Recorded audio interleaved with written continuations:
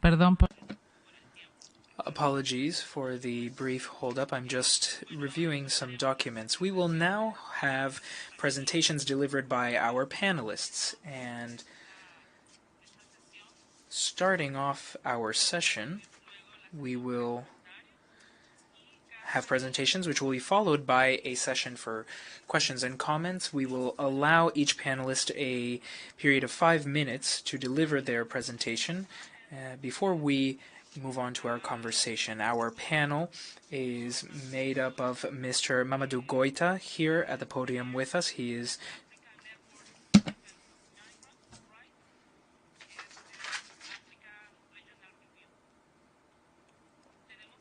Nuestro panel a la señora Berenice Valdés Rivera, coordinadora del Instituto de las Mujeres sin la Migración y MUMI, que bueno, va a venir en un momento. Y también es parte del bloque latinoamericano sobre migraciones. Tenemos también el honor de, en este panel de la señora Elena. She's also part of the Latin American bloc on migration. Miss Ellen Sana is also here. Y también de Migrant Women Forum de Asia Pacific Regional Review. Tenemos también a Miss Michelle Lavoie is also here. She is the director for the Platform for International Cooperation on Undocumented Migrants. Y European Organization. Y tenemos también el honor and the European Organization. Miss Sara Al-Khatib is also here from the regional migration as the regional migration coordinator for MENA and part of the Solidarity Center for the Arabia region. En este sentido, damos la palabra. We now give the floor to Mr. Mamadou Goita so that he may deliver his presentation. Thank you very much. Thanks. I will speak in French.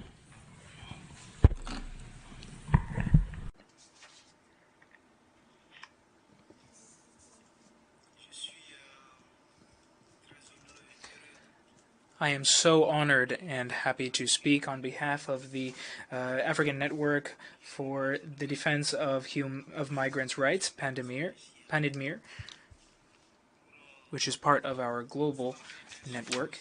And this is to talk about something so important as the evaluation of the GCM. I will do my best to speak within the 5-minute time frame and focus on 3 main areas. We will talk about commitment by civil society at the Pan-African level, commitments that we are calling on by states so that assistance is given to the relevant networks within the UN system and among states so that this compact is actually implemented with real effects. As we've seen previously, we have been working so hard on our consultation process within this compact in order to help migrants, indigenous populations, and also states within the UN system through contributions that are of great importance to us, and we are continuing to work in that regard. We are establishing a structure in Africa to strengthen the capacity building for various states and migrants. We are looking to ensure that various projects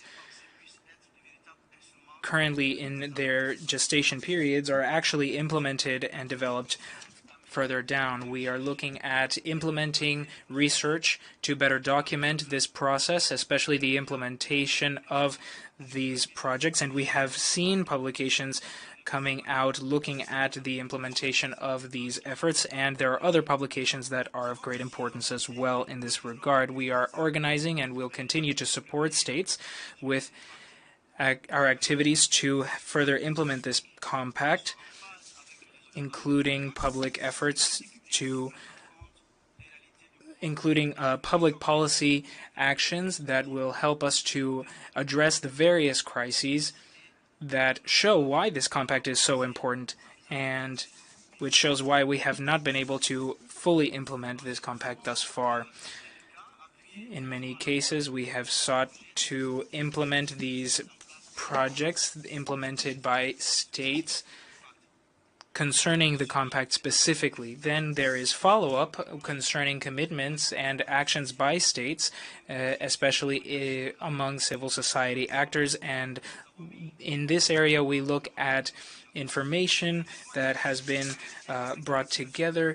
We call for greater efforts by states for transparency and an open-mindedness, because we believe that there is still so much to try to improve in this within the implementation of this compact, and a lot that we sought to do is currently inaccessible to various states within this effort. We believe that this compact is something that we must implement through joint efforts. It cannot be isolated, and that is what we believe. We are looking for opportunities to fund projects so that we can better implement the efforts to achieve our goals. We want to consolidate the dynamics in this regard, and we hope that transparency and accountability will be seen in this regard. We have sought to bring greater participation by civil society in various states, and this is something that we are now proceeding to review. This is something that is fundamental to the implementation of the compact, and so we must include dynamics for evaluating our actions, especially when we talk about the process for implementation of these actions. Various public policies. Well, public policy should protect migrants at all parts of the migration process, when they leave a country, when they're transitioning through a country, and where they will end up. There is a lot of public policy throughout the African continent on this in this regard specifically. We have to look at xenophobia and racism. We have to eradicate this from African states and make sure that we implement practices in this regard. We all understand that racism is a matter that weighs on migration, and we should address it systematically. We must have more harmonized and consistent practices when we look at women and child migrants and allow them to access justice services in all stages of their migration process, regardless of their status. We have to address without any kind of taboo matters that often go ignored. We are looking at regularization, deportation, the militarization of borders, racism, xenophobia, etc. We must do so through multilateral international perspectives, taking into consideration the principles that led to this compact. We have to implement the various instruments created by the African Union, including our various protocols in this regard, and guarantee that each country in Africa has an agenda in this area specifically. This is something that is fundamental to the implementation of the compact. Concerning recommendations for this network within the UN system for the implementation of the compact, we would like to emphasize the following: strengthening transparency and better management, creation of initiatives to implement the global compact, evaluate the main principles that led to this compact, and ensure that we are able to be more transparent and more accountable to the migrant community by implementing various projects. We have to consolidate accountability within our civil societies so that we can make a change for follow-up and exchange of best practices when it comes to migration.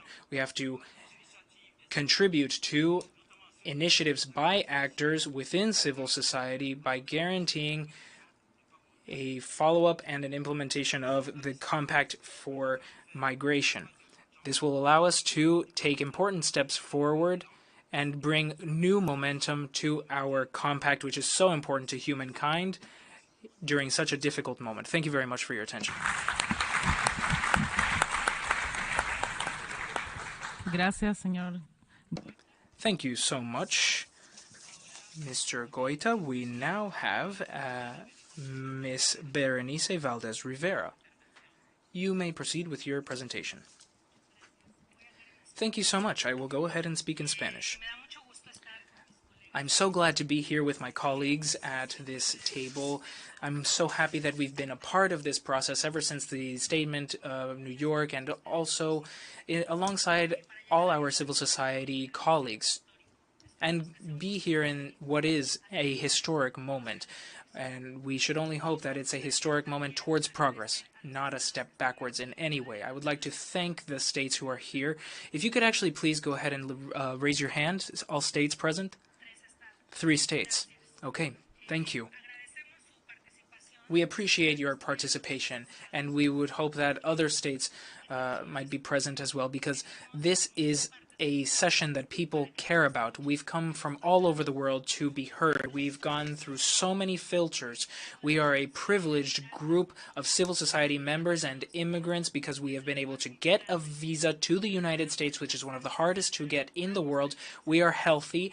We have COVID vaccines and certifications. It's a call for these states to at least listen to us in person during these sessions, and co-facilitators and all the bodies present here today. Thank you. Thank you to my colleagues. Thank you. I know that this is so important to everyone here because there are networks, voices, communities behind all those of us who are here today, and it's of such importance. From the region that we work in, within Latin America, there are so many networks that we collaborate with within the Americas, in Latin America, in the Caribbean. We have hope for this statement to be a step forward for the rights of immigrants. We truly value the work of Latin American governments who have been progressive in this regard and have pushed for the rights of migrants, for dignity, for the rights of every single person to remain untarnished. We need to look at what will be the roadmap for this compact, which most governments signed. The statement of progress requires clear indicators. This is a space for accountability by states and for international cooperation for human rights. This is not for contention. This is not for securitization. And what must that look like when we look at human rights specifically? When we focus on human dignity, on inclusive participation, there was a lot of participation thus far, but there's so much more we can do. Remember, these are supposed to be the highest possible standards. Once this is implemented, it's going to relax among the states. And so we have to be as ambitious as possible. It's got to be something that when it reaches the states in the region, there is at least decent implementation so that it responds and meets the needs of these populations so that we can defend their rights. There has been irreversible damage to human rights in restrictive practices. We see a weakening of international protection systems, systematic rejection, deportation everywhere at borders without any kind of evaluation, zero international protection that is gender-based or age-based. There should not be any child in the world that's subject to these processes. Children should be exempt from them. There must be regular channels for these for their goals before they have to migrate. In Mexico, we see that there's a chain. They have to go through a whole process of being sometimes kidnapped. Women are sexually abused.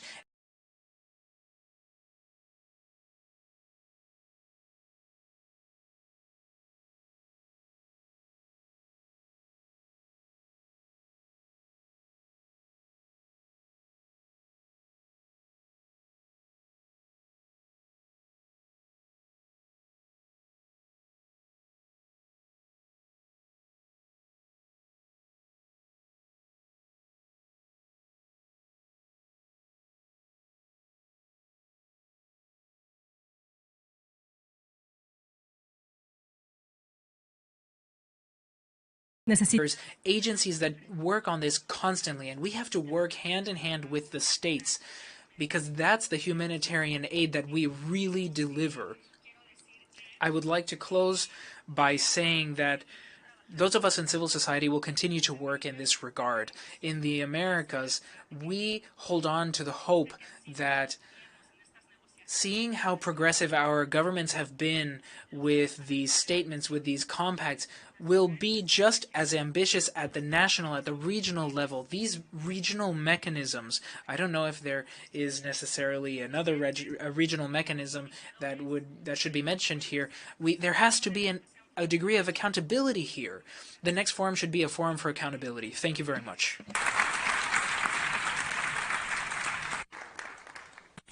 Muchas gracias, Berenice Valdez. Thank you so much, Berenice Valdez.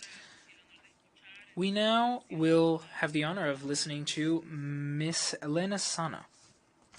Thank you, Chair. Warm greetings of solidarity. I am Elena Sana from the Center for Migrant Advocacy Philippines, a member organization of Migrant Forum in Asia and the Migrant Women Forum. Both are networks of migrants and grassroots organizations from the Global South and inspired by the People's Migration Challenge and the Civil Society Action Committee. Mass repatriation of migrant workers that we did not see in previous global crises took place in the time of the COVID-19 pandemic. Displaced, stranded, sick, and abandoned, they started to head back home, most of them empty-handed. They were victims of wage theft. Responding to the challenge of wage theft, a global campaign for justice for wage theft was launched in June 2020. It was spearheaded by Migrant Forum in Asia, the Cross-Regional Center for Refugees and Migrants, Lawyers Beyond Borders, Solidarity Center, South Asia Regional Trade Union Council, and the ASEAN Services Employees Trade Union Council. It has gained wide support globally from various stakeholders, including associations of employers. The campaign conducted vigorous documentation of wage theft cases of repatriated migrant workers. Noteworthy that these were cases that even the states themselves had failed to document. By end of December 2021, more than 5,000 wage theft cases were fully documented. Most of these were from the construction sector, domestic work, manufacturing, and hospitality. Conservative estimates of earned monetary benefits on wage theft cases was put at more than $20 million. Most victims of wage theft were low-wage workers who were already receiving way below the floor levels in terms of wages.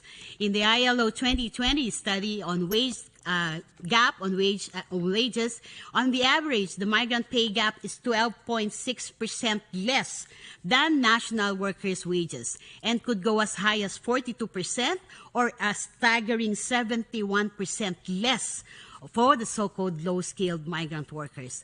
You put it side by side with the 2021 global remittances of $751 billion, then we can see clearly the gross injustice to migrant workers. It is in this situation that we in civil society and trade union pledge to continue doing the documentation of wage theft cases. This is our contribution to the GCM Objective 1 on data collection, to develop evidence-based policies and direct interventions. And to take the campaign to a just conclusion, we call out the member states, there are 3 of them here, and the international community to set up an international claims commission administered jointly by the ILO and the IOM, and with civil society taking part in it, that will address grievances, claims, and labor disputes of worker victims of wage theft and to provide equitable remedies. At the national level, we call also for reforms of the justice system to be more expedited, accessible, affordable, and efficient.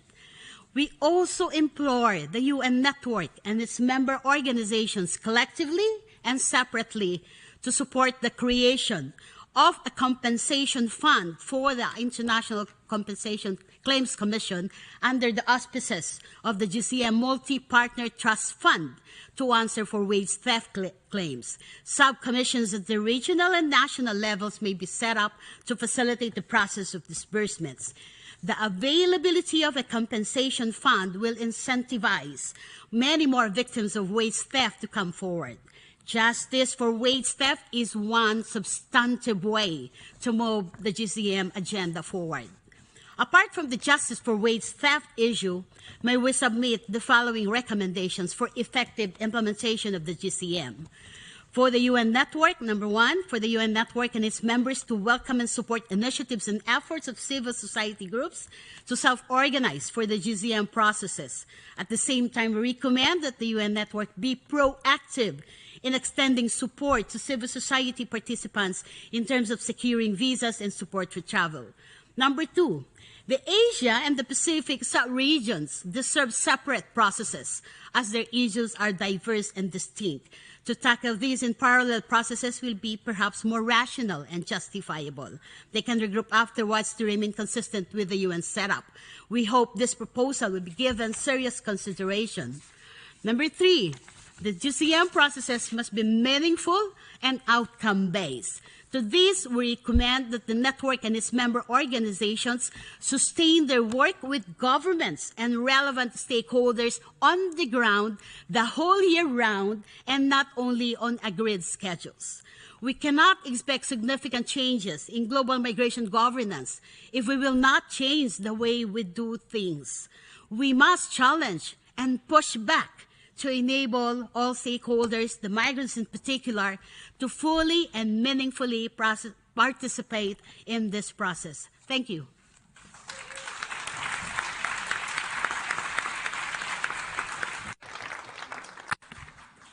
Muchísimas gracias.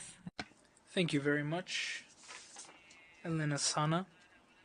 We will now give the floor to Ms. Michelle Lavoie. You have the floor. Our organization is based in Europe, and we've seen, thankfully, the co-facilitators have made lots of attempts, as Stéphane Jacquet from ICMC said this morning, to have a lot of inclusive language in the Progress Declaration. But we also saw a number of states, some of them European, pushback on some of this progressive language. And at the same time, we see a number of promising practices from Europe. So I wanted to just highlight three of them for reflection, and also to get us closer to the spirit of the Global Compact on Migration. So the first one is on detention of children.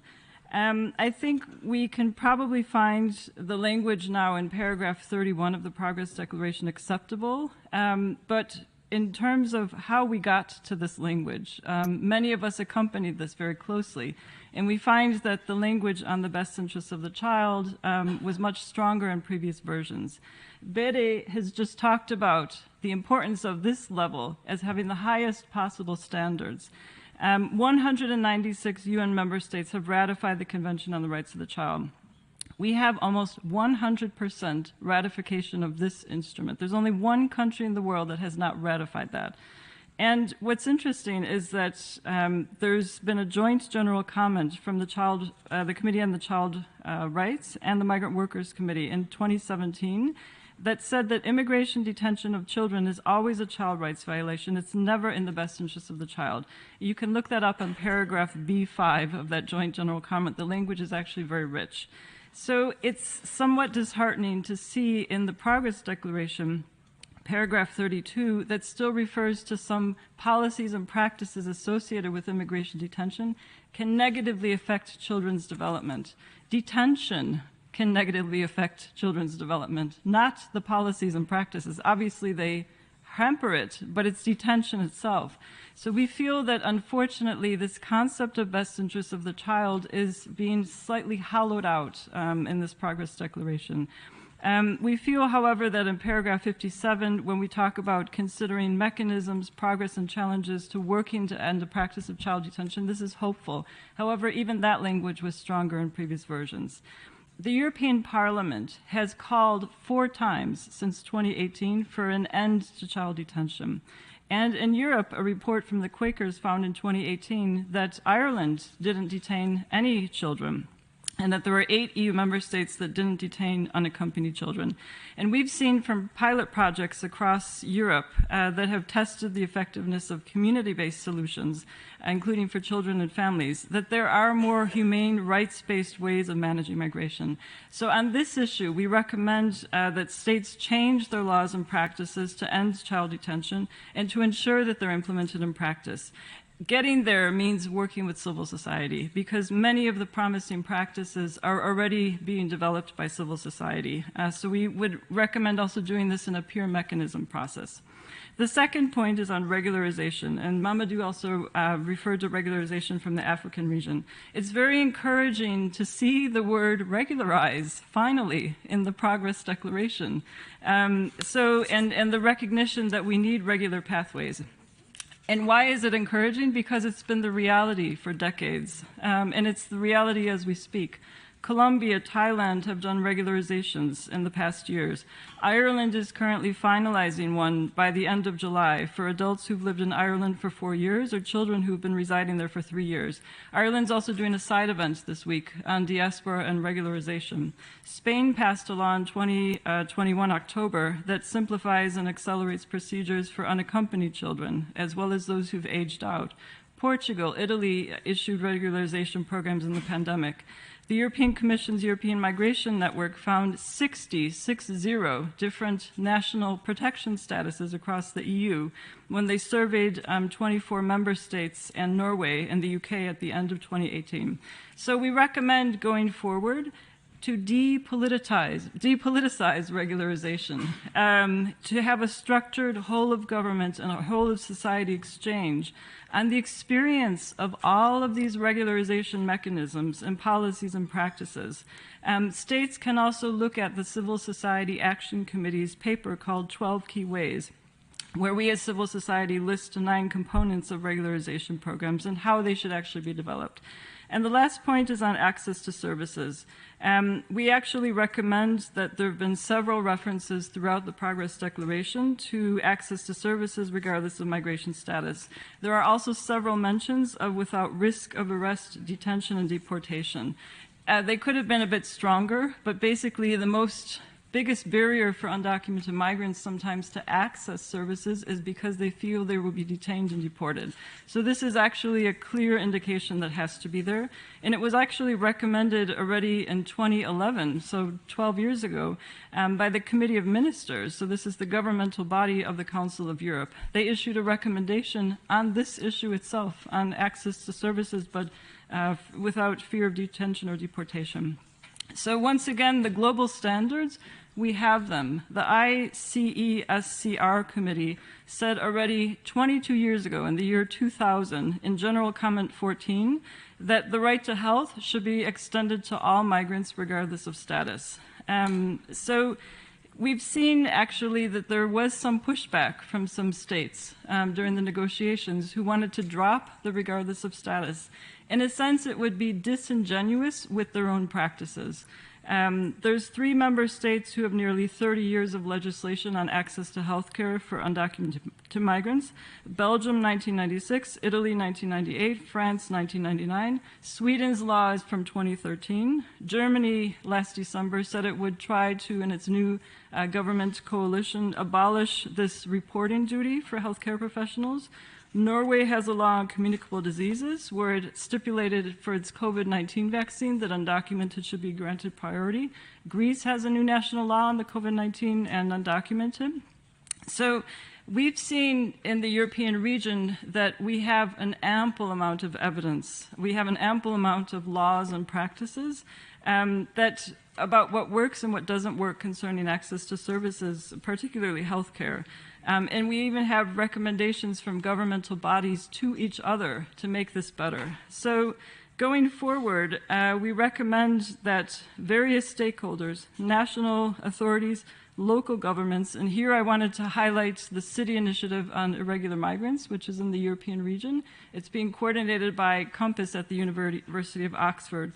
It's done guidance for cities or municipalities on how they can ensure access to services for undocumented migrants. And the city of Zurich this weekend actually just approved by referendum a budget for the city council ID card for all residents. So it's the first city ID card in Europe that will also look at undocumented. So we recommend that all of these stakeholders work together. Researchers, civil society, all levels of government, the WHO, health professionals, work together to show what they've already been doing for decades to be closer to the implementation of the Global Compact. Thank you.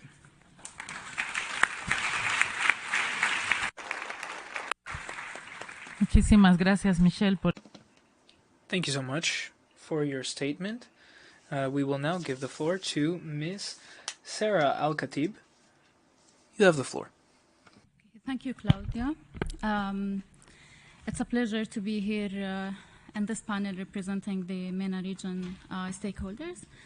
Under the existing temporary migration policies and programs in the MENA region, especially the sponsorship system that ties workers to their employers, migrant workers face exploitative recruitment processes, including high recruitment fees and workplace abuses, such as restricting workers' movement, wage theft, forced overtime, substandard housing, harassment, discrimination, no access to justice, no access to social services and protections, injuries, and physical or verbal abuse.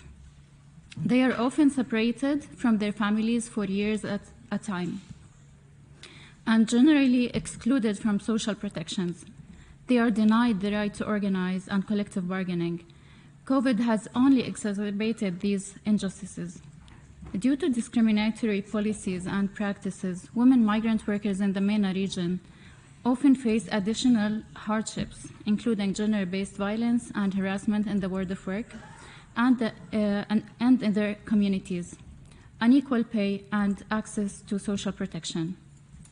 Fear of losing a visa of retaliation for reporting abuses too often silences workers and allows employers to exploit workers with impunity. Moreover, the border acts as a barrier to justice, as temporary migrants have little avenue for legal resource once they have been sent home.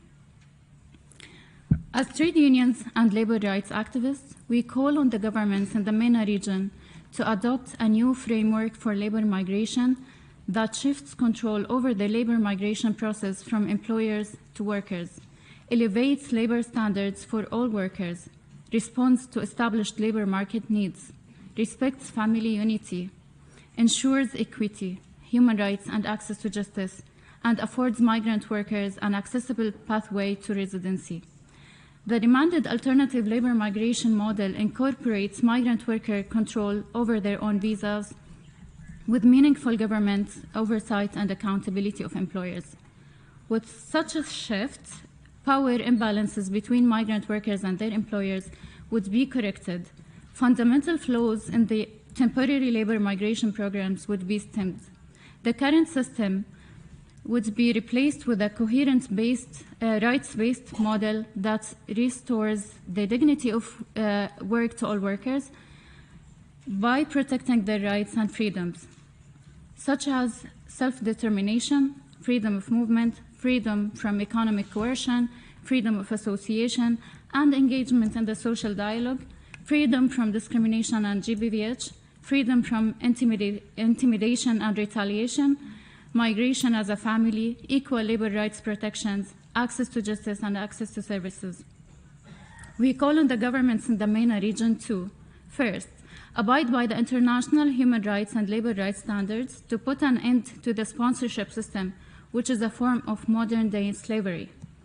Second, intensify the cooperation with countries of origin and transit to address the drivers of forced migration and to develop better, more fair, regular pathways, calling for the elimination of the use of temporary circular sponsorship or guest worker programs. Third, dedicate states' sovereignty and borders management to fight trafficking and get the traffickers accountable rather than criminalizing irregular migrants, who instead must be protected and given full access to services, justice, and remedy. Fourth, create new social protection systems that include migrants and social security that is portable, end-of-service compensation, pensions, and maternity funds, and cover them with health insurance, occupational health and safety, protection from occupational diseases, and compensation for work injuries. Fifth, fight discrimination, xenophobia, and GBVH, and promote racial justice. Sixth, regularize the unregulated sector where migrant workers are concentrated. Seventh, create enabling atmosphere for constructive and social tripartite dialogue that is inclusive to migrant workers. We appreciate all the efforts made by the UN Network on Migration to engage stakeholders in the dialogue around migration. The whole of society approach must be improved to involve migrants in this dialogue, because nothing about migrant workers can be done without them. The labor movements in the MENA region pledges to continue to be in solidarity with migrant workers, defend their rights, adopt organizing approach that is more inclusive to migrant workers, because we believe migrant workers are workers regardless of their migration status, race, or gender, and therefore are entitled to their full human and labor rights and social protections, recognizing their agency to act collectively and demand better wages and working conditions. Thank you.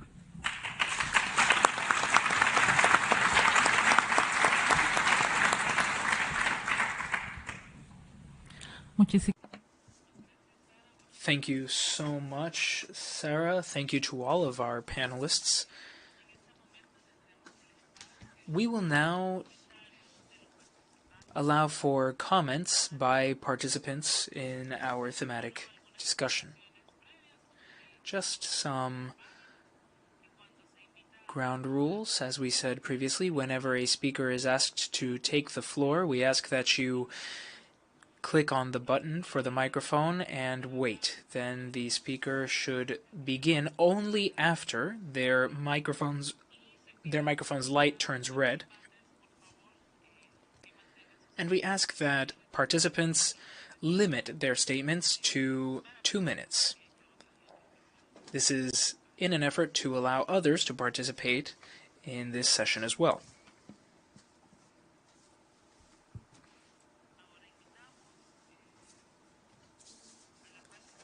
We would now like to give the floor to Anil Astari from the IMRF Research Foundation.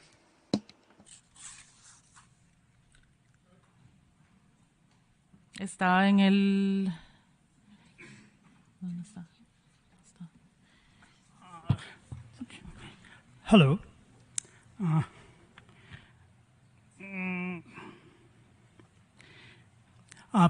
Please give me some time. I will speak next time. Please, by this time, you give me some floor. I don't have the preparation. Please.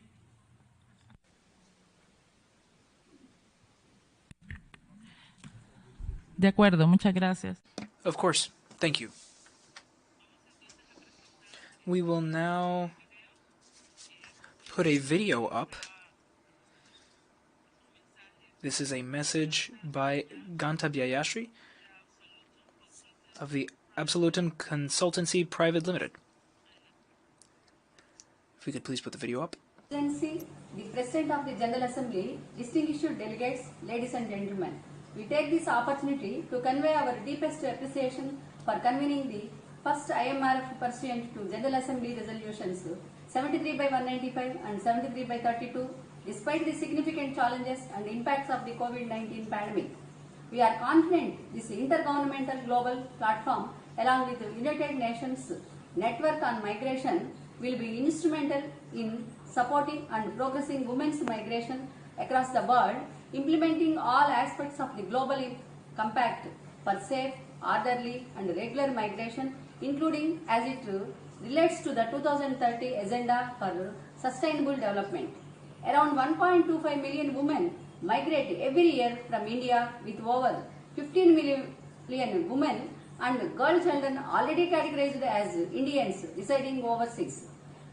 Migration trends indicate increasing women migration and already sharing over 48% of migrated in 2020.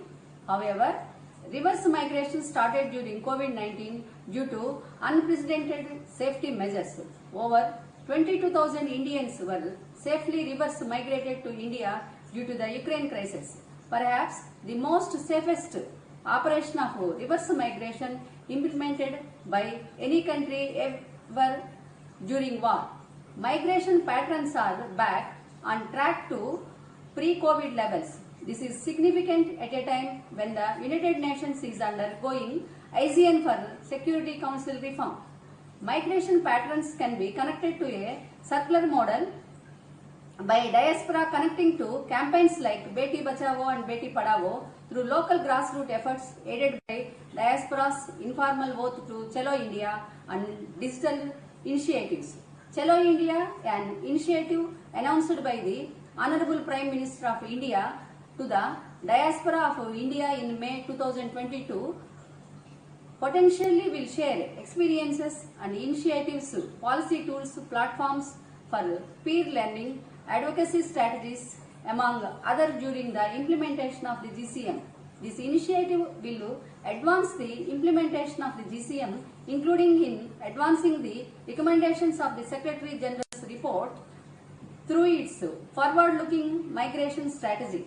We remain steadfast in its commitment by augmenting support to the 1.37 million elected Indian women representatives at the national and regional levels that were already in leadership and implementing gender-sensitive public policies at the community level for the next 4 years by raising awareness about GCM plans and utilizing migration support mechanisms of GCM and UN migration networks and migration multi-partner trust fund.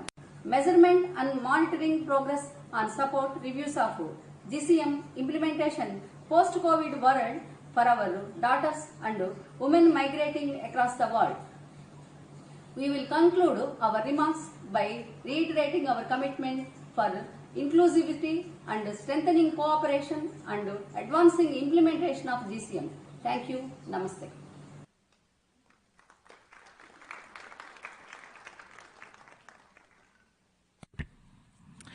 Ahora, Next on our list to take the floor, we invite Stephanie Bradnick of the Institute for Human Rights in Business. Thank you for the opportunity to speak today. I represent the Institute for Human Rights in Business and its migrant worker program, an organization working to shape policy, advance practice, and strengthen accountability in order to make respect for human rights and migrant labor part of everyday business. As outlined by the panelists today, the world is witness to the largest number of people on the move in modern history. Simultaneously, many states are in need of workers to ensure healthy economies and a functioning global supply chain. Today, IHRB launched a new report on the intersection of migrant labor flows and development outcomes. Remittances sent back to countries of origin are an instrumental tool in the global economy and can have resounding impacts on impoverished communities and families. Yet, current recruitment systems too often fail to respect the rights of migrants and erode migrant labor contributions to local economies. Exploitation persists due to government shortcomings in legislation and enforcement, and businesses' lack of dedication to accountability and transparency. The level of urgency for serious action continues to grow given the climate crisis, poverty, conflict, and war.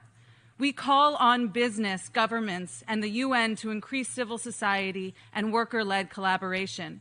We call on business to take a leadership role in advocating for the prohibition of recruitment fees charged to workers and apply human rights due diligence across their supply chains to expose exploitation and abuse. We call on all governments to apply a development lens to policies and legislation and labor migration government.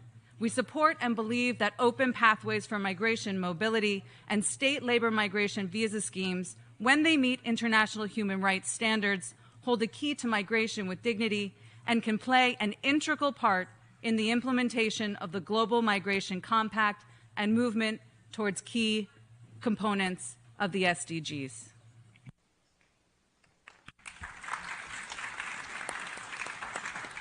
Muchísimas gracias. Thank you so much. Also, thank you for respecting the 2-minute time limit. We now give the floor to Kaisa Rosa for the Center of Human Rights and Immigrant Citizenship of the Parvasa delegation. I'm Thais La Rosa from the Center for Human Rights and Citizenship of Immigrants in Brazil. We're here today as the only representatives of Brazilian civil society, unfortunately. The Brazilian government signed the GCM in 2018, but as soon as the elected current president took office in 2019, the government withdrew Brazil from the compact, isolating the country from important international decisions concerning the migration subject. The absence of the Brazilian state from international negotiation and debate spaces is harmful to the international community as a whole, and mainly to the migrant workers residing in Brazil and our diaspora around the world. We urge the Brazilian government to return to the GCM. Some of the questions that many of us are asking are, will the Global Compact for safe, orderly, and regular migration be a living document? How can migration be safe, orderly, and regular when competitiveness among states is at its peak and causing unsafe, unorderly, and irregular conditions for people in their own countries? We understand that the current displacement of people is in large part a consequence of predatory economic policies in our system, which generates multiplication of profits for those with greater competitive advantages, and in contrast, dependence, social inequality, and crisis for nations with less bargaining power.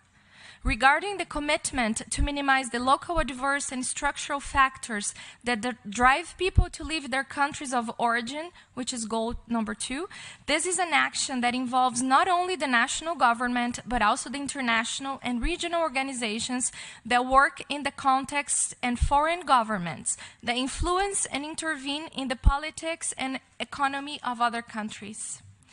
Global governance through multi-stakeholder initiatives involves a differentiated institutional arrangement.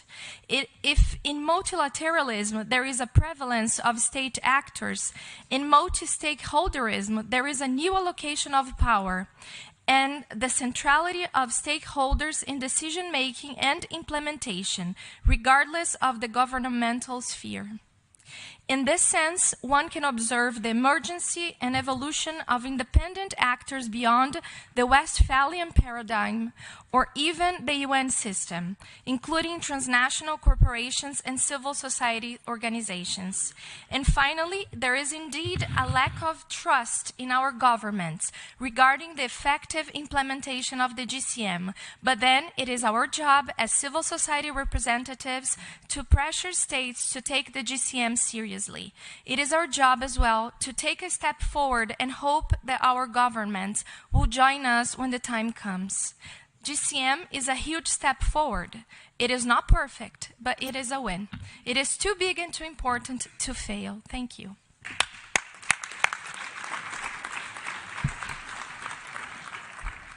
Muchas gracias. Thank you very much. We will now put up the pre-recorded video of Guillermo Vasquez of the Global Initiative Against Transnational Organized Crime. Excellencies, distinguished delegates, ladies and gentlemen, the Global Initiative Against Transnational Organized Crime is honored to take part in this meeting.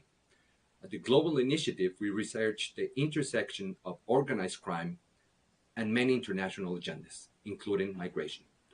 Today, I would like to focus my remarks in one specific topic, the relationship between migration and extortion. It's both a driver of migration and a crime that occurs along migration routes. In areas where gangs have territorial control, extortion allows them to exert authority through violence or the threat of it at the local level. So while it's an economic tool, it's also a political tool, a tool of control. It occurs across all sectors of society, individual, small, local businesses, and large private sector companies. The threat of lethal physical and sexual violence for failure to pay extortion fees is pervasive. Extortion erodes community cohesion. It sows distrust among community members, co-workers, and even within families. Everyone feels at risk. Institutional responses are hindered by corruption, impunity resource constraints, and an overwhelmed justice institution. The destabilizing impact it has for personal security, local economy, and community, together with weak responses, is a central push factor to leave. But we also see extortion along migration routes, in particular, where migrant smuggling occurs. We see a direct overlap in hubs for migrant smuggling and the existence of extortion gangs, who at times operate with smugglers and at times against them. Migrants are at high risk of kidnapped for ransom, held against their will, coerced, or brutalized. They or their families are forced to pay to secure release. Government crackdowns on migrant shift routes to more remote areas where the risk of armed banditry rises. These groups extort both smugglers and migrants, or kidnap for ransom. Technology also plays a role. Gangs contact migrants by social media or messaging apps, demanding payments for the safety of families who stay behind. Extortion is a pervasive issue among the migrant community, especially where migrant smuggling occurs. We should work together to address the vulnerabilities and structural challenges that link these two issues, migration and extortion. Thank you very much.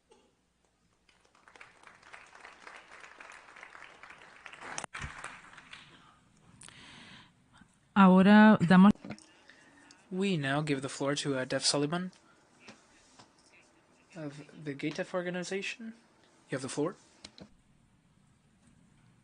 ¿Se encuentra en la sala? Are they present? Def Sullivan?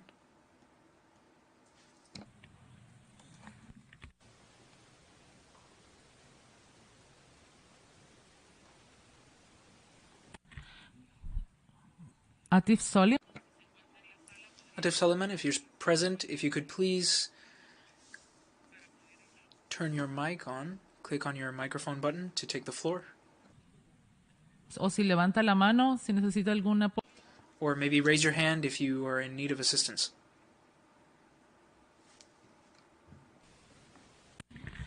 Bueno, creo que no se. Well, it seems that they are not present.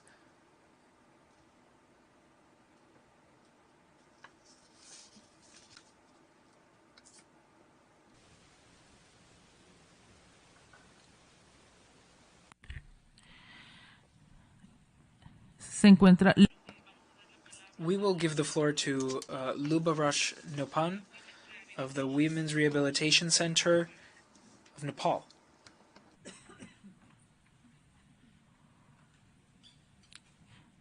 Lubavrash Nopam from the Women's Rehabilitation Center. Se encuentra en el salón. Are you here? Bueno, la siguiente persona. Moving on in the list, going through the speakers list, we have Richard Obedi of the Populist Foundation International.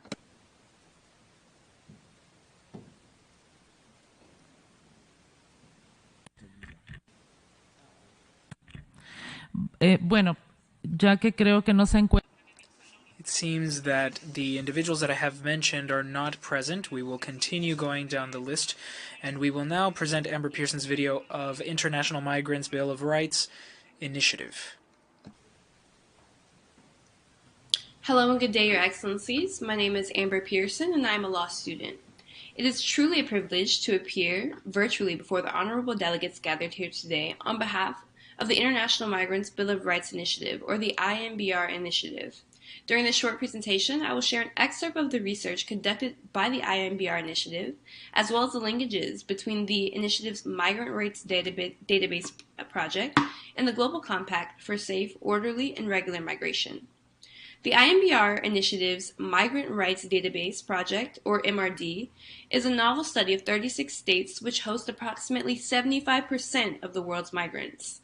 In effect, the MRD measures state compliance with a key set of human rights protecting migrants regardless of their legal status by evaluating states' national laws.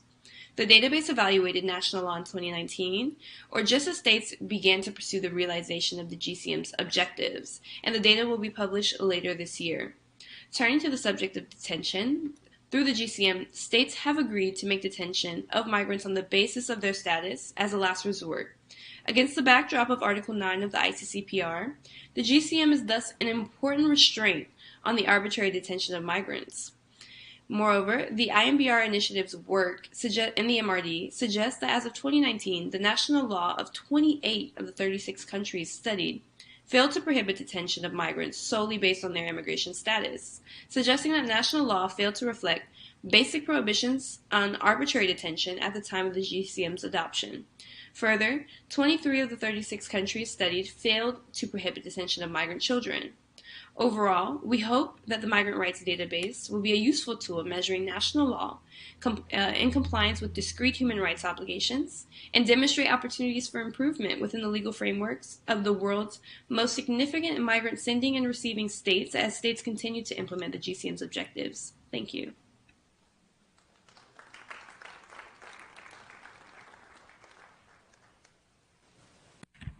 Muchas gracias. Thank you very much. Let's now move on to extending the floor to Mohammed Sharif, the distinguished Mohammed Sharif of the National Human Rights Council of Morocco. You have the floor.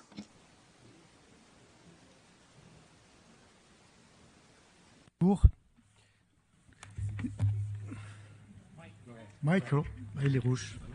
C'est bon, il est rouge. Merci. Thank you very much. I listened to the various statements with a great deal of interest, and I would like to thank the organizers. I'm reacting to what was said on behalf of MENA. There are enormous differences within those countries. In North African countries, there are 5 countries have ratified the Convention on the Protection of Migrants. In the Middle East, Syria is, yes, what you talked about is definitely tangible, but some things need to be mentioned specifically. Let me take the case of my country. In 2013, we put together a policy which was both humanistic and realistic, and it allowed us to regularize about 59,000 people, granting all of the civil rights to foreigners. Morocco is considered to be a pioneer in this area. So I think things need to be relativized, and you have to be introduced nuances between countries and also point a finger in those areas where there are problems. I'm not saying that exists everywhere, but there are enormous differences between countries. Furthermore, I think that the Convention for the Protection of all of the migrant workers and their families has 2 major instruments within it. Last week, there was a meeting on that in Agadir in order to put together a synergy between these 2 instruments, which ensure that the rights of all immigrants throughout the world are ensured. And I'll stop here. Thank you.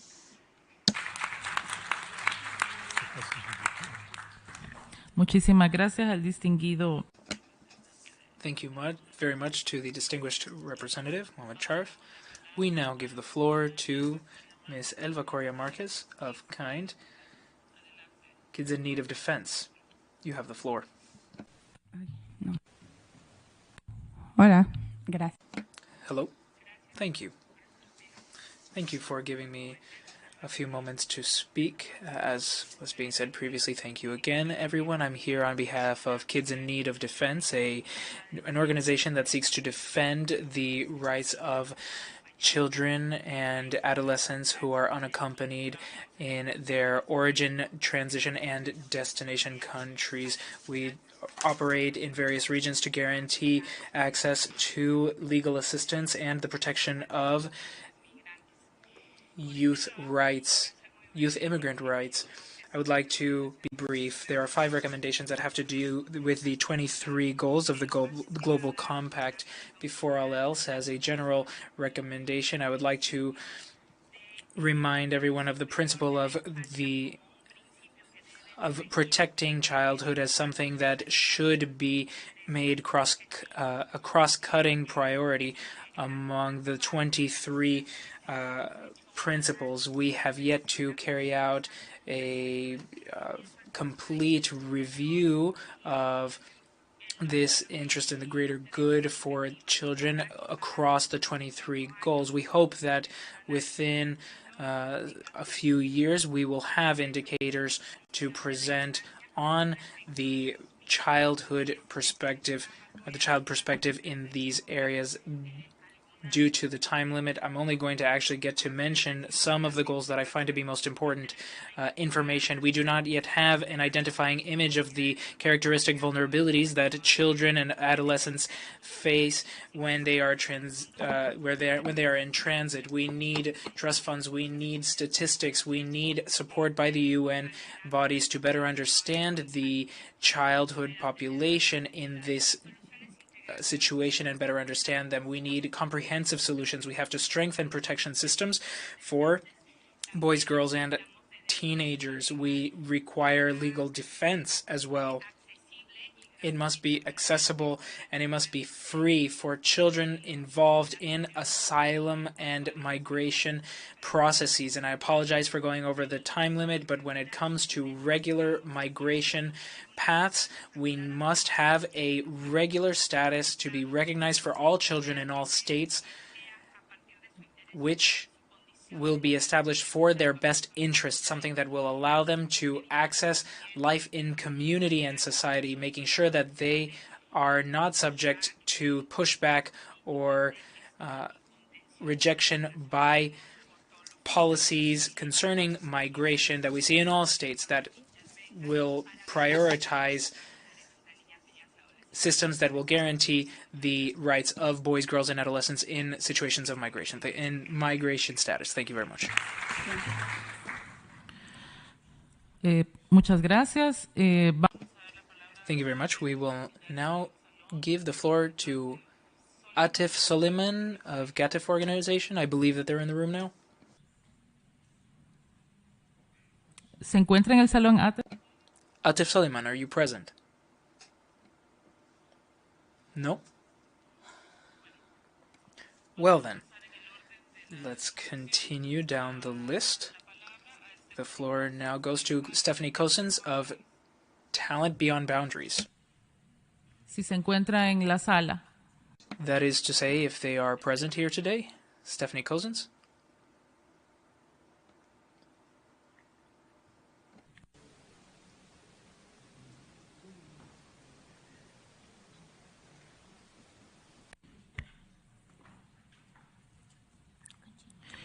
Continuando con el programa. Moving along, looking at who would present next, we have a video by Gabriel Coimbra from the International Federation of Medical Students Association. You have the floor. Dear colleagues, on behalf of the International Federation of Medical Students Associations, we would like to appreciate the efforts put into developing recommendations and plans to the progress of the implementation of the GCM. And we would like to share our vision on advancing the implementation of these commitments. First, we believe that formulating pledges and developing new or strengthening existing GCM national implementation plans should follow a systematic approach based on 5 key actions for strong and inclusive migrant governance. First, generation, intersectional and systematic intelligence that is inclusive to migrants to ensure migrant responsive and evidence-based programming and policy development.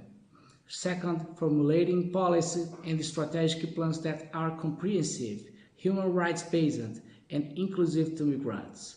Third, put in place tools for implementing these policies, including the creation of organizational structures, design of regulations, and the standard settings and efficient financing. 4, collaboration and coalition building across sectors to ensure the integration of migrant considerations in all policies. And most importantly, ensure accountability through monitoring, evaluation, and auditing, and ensure transparent access to data and openness to scrutiny and feedback by political representatives and civil society. Finally, we would like to reiterate that commitments and plans must be translated into strong actions to integrate migrants' needs, international systems, regulations, legislations, and interventions. Thank you.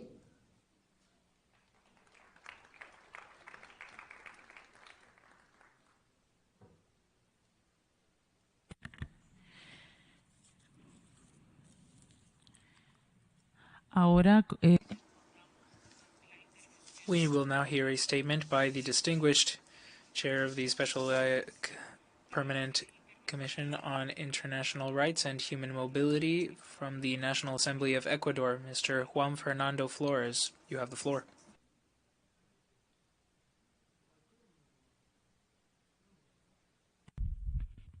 Muchas gracias por la oportunidad.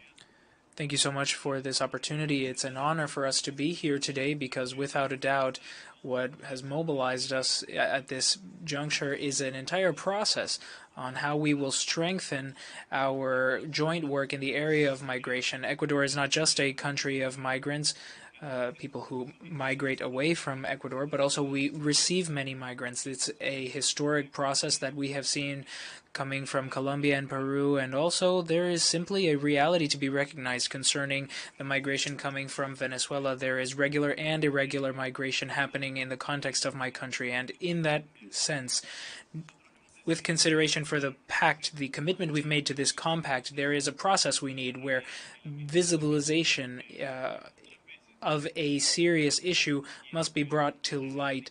We have to deal with the illicit trafficking of migrants head-on. And in order to do so, we would like to recommend not only that we strengthen our fight, but that we develop a joint process so that we can solve this problem together. At the legislative level, we have created a base law so that a co-legislative process can be developed at the regional and international levels in order to face these issues. We wanted to say that if we don't make concrete proposals, we will be left behind at simple ideas. This is a process that we must move forward with, and we need true regularization so that there are no stateless children. Many children have ended up being exploited when in this situation. Today, we wanted to bring this proposal to you so that we could work on it together. Thank you very much. Muchas gracias al distinguido. Thank you so much to the distinguished representative of Ecuador. We now give the floor to Anisu Rajman Ka of the IMA Research Foundation. Thank you, Moderator Madam, giving me the floor. I am Anis Rahman Khan, a returning migrant, Bangladesh. I am Anis Rahman Khan. I went to Saudi Arabia to work. I sent my salary to my family, which was much more than my previous income. My family lead a better life and able to help relatives and neighbors. I was grateful to my employer for giving me the good salary. I am grateful to my government to facilitate me there, but I did not know my international identity. I don't know what is my contribution and what is my rights. EU, UN agencies, international organizations, CSOs were first teach me I am a migrant. My My work is named the development partner of the countries of destination. My earning is called remittances, which contribute to the development of my country of origin. I known as the brand ambassador of my country and cultural civilization of human history. On behalf of all migrants, their families and communities, we are grateful to you all. Please do not consider us as a development tools or remittance machine. We are human beings. Since long, others spoke on behalf of migrant workers. Now we want to speak for ourselves too. Migrant workers' participation in IMRF cannot be equal. It should be the principal. This is our migrant workers' expectation to the UN agencies, international organizations, and CSOs. Moreover, without migrant workers, nothing migrants. So our request to for the next processing, please prioritize migrant workers. Thank you.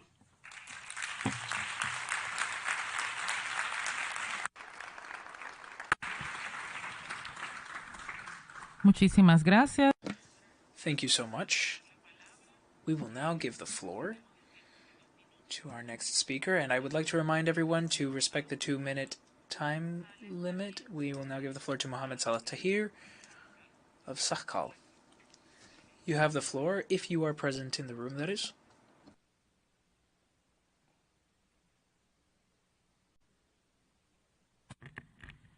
Mohammed Salah Tahir.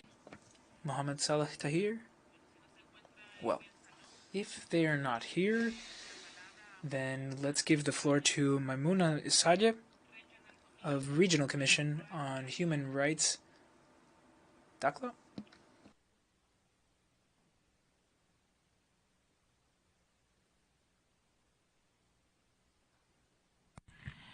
Adelante entonces, por favor. Then let's go ahead and put Awad Mustafa's pre-recorded video of the Barsana Charity Foundation. Excellency the President, dear distinguished delegate and participant. More than ever before, the migration and displacements issue is an important tool for national politics of many countries, where the rhetoric against migrant issues has been used and continuously will be used by nationalist groups to strengthen their populist idea. Recently, the international community witnessed the clear signs of a different treatment by Western countries for the white migrant refugees from Western Europe. This clearly have widened the gap between the North and South nation, and no doubt this policy will have severe impact on the future migration issues. It is true that the majority of migrants who risk their life to cross many land and water borders to seek safe haven from Western countries are from Middle East and Africa. However, we all know that the people who are fleeing are the ones who do not want to fight the civil war, and fleeing because they do not want to be a useful weapon for corrupt politicians who drag their countries into conflict, destroy the livelihood of their citizens, and morally and financially bankrupted their country.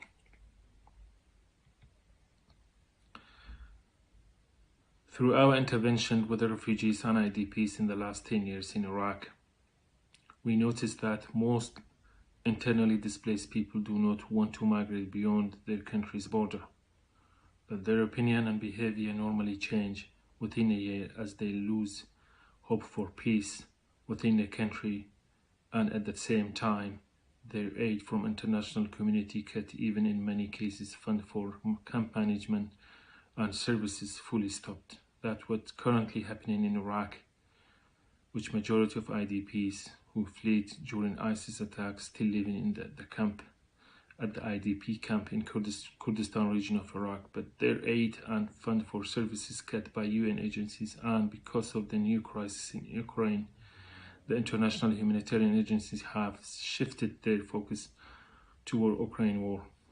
Therefore, the IDPs and refugees are in desperate situation. Many of them will leave Iraq and migrate to Europe if they can afford.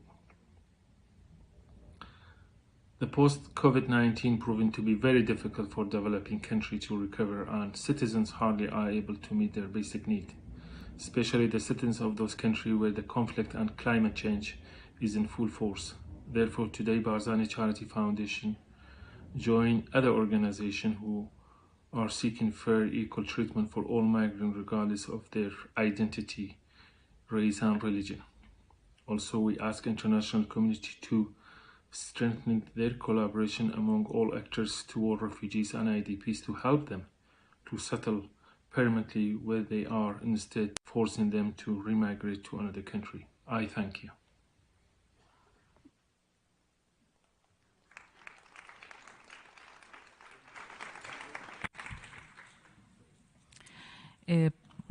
Thank you.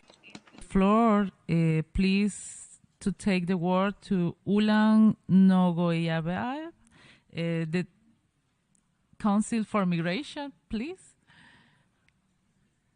Madam Chairman, Excellencies, ladies and gentlemen, on behalf of Council for Migration under the Speaker of the Kyrgyz Republic Parliament, I would like to underline that despite the fact that Kyrgyz Republic has not yet officially joined Global Compact Initiative, we try to implement all goals underlined with this initiative. Our participation today in this forum provides us new opportunities to build a stronger network to fight all challenges we meet together these days. Ladies and gentlemen, there is a lot of work back home, but I truly believe that our joint efforts will definitely help us to build a better and safer future for migrants worldwide. Let's fight for the rights of the migrants wherever we are. Safe migration starts with networking and cooperation.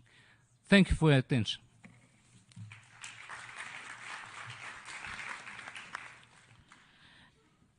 Ahora en el salón. Now we give the floor to Maria Mercedes Paz de Amador of the Mennonite Social Action Group. Thank you very much.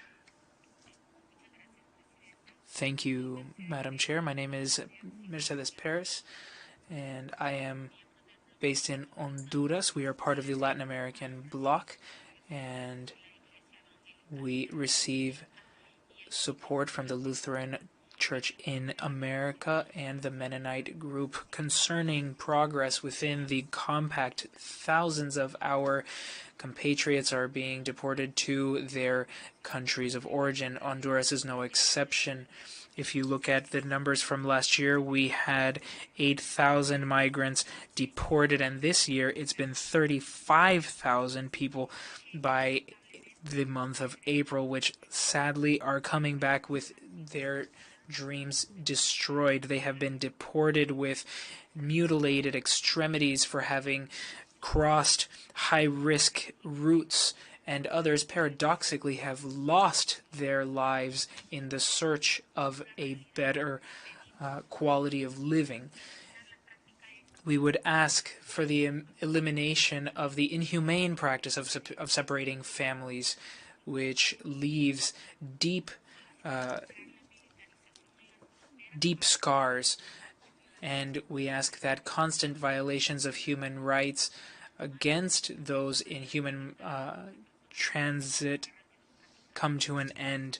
We call for the end of human trafficking of organs, sexual exploitation, and labor exploitation. We call on the participation of youth and local governments to further the implementation of these goals so that we can have better participation amongst our regions, so that we can better attack the root causes of migration and better allocate our resources for the long term. We ask governments to implement work visa regularization processes so that we can avoid marginalization.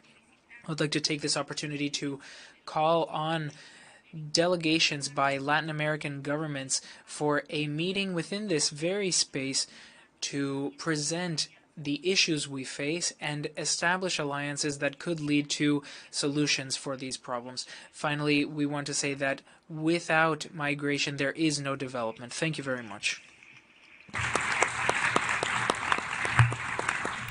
Tenemos muchos participantes. We have a lot of participants on our speakers list. I'm going to maybe speak in English to try and go a little bit faster, and I will go right down the name list. If you're not in the room, we're going to move on to the next person. Thank you for your understanding, and please try to respect the 2-minute limit. Thank you in advance. We now call to take the floor Marisa Leon Gomez Sonet of the Friends Committee for consultation.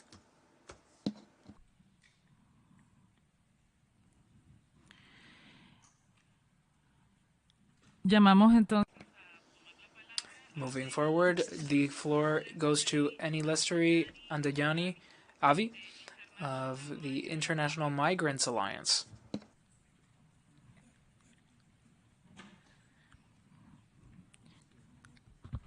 Will. Go ahead. Okay, thank you. Good afternoon. Thank you for giving me this opportunity to speak. My name is Anil Astari. I'm an Indonesian migrant domestic worker based in Hong Kong and the chairperson of International Migrants Alliance. Nothing about migrants without the direct participation of grassroots migrants.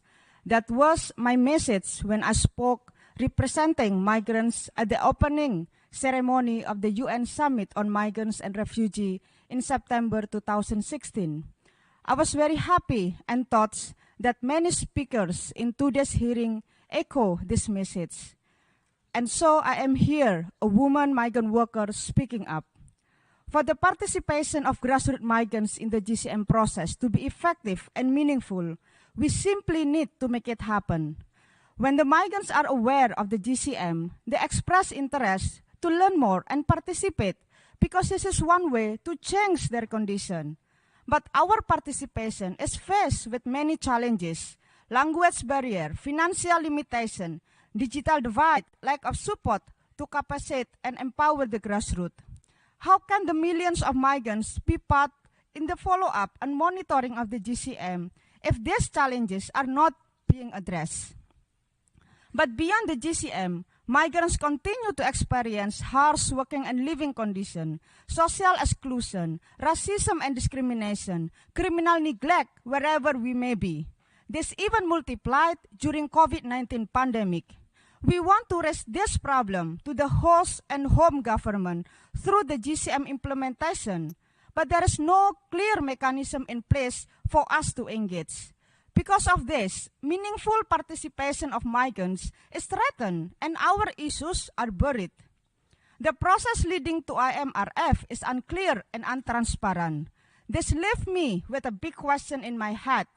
How will GCM be able to address the human rights violation that we confront on the ground if the very consultation of the IMRF does not accommodate and prioritize grassroots migrants? We are the ones who are losing our job. We are the one getting criminalized, arrested, and detained. We are the one excluded from labor and social policies. We are the one whose survival is at stake. And yet, we are the one relegated to the sideline. We speak migrant workers' language, and I think you can all understand us. I hope there will be significant changes to ensure more participation of grassroots migrants on the GCM processes, from national to the global, not only in the future, but now. Thank you very much.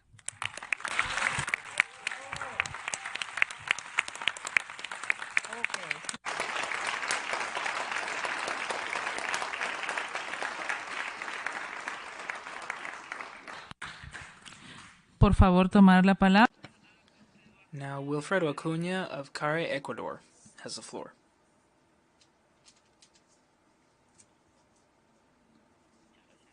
Thank you very much. Thank you so much from CARE, Ecuador. which is also part of the Migrant Alliance. This is an area that brings various organizations and migrant and refugee agencies together. I would like to make some recommendations. We recommend the generation of the creation of mechanisms for implementing and exercising rights to refuge, freedom of association, etc. We would ask countries to address all matters that lead to forced migration, unemployment, climate change, the lack of fulfilling the 2030 Agenda goals. We ask for accountability measures and responsibility shown by various actors in this space. We ask for implementation of the statements given by various countries. We believe that we must respond to and meet the needs of all migrants. We have to guarantee a true response without our efforts being a detriment to the rights of other migrants when we help particular groups. We must evaluate our state public policies that are related to migration in all areas. We ask for recognition for the potential that all migrants have, regardless of their status, when they are considered at national and international levels. All migrants face various issues. They are trafficked. Children, adolescents are stopped by migration. There is gender-based violence. People disappear at borders. There is a lack of international support. We can't talk about migrants without migrants being involved in the conversation. Thank you. Damos la palabra. We now give the floor to Veronique Metukumwamba of the Commission Nacional of Human Rights. Thank you very much.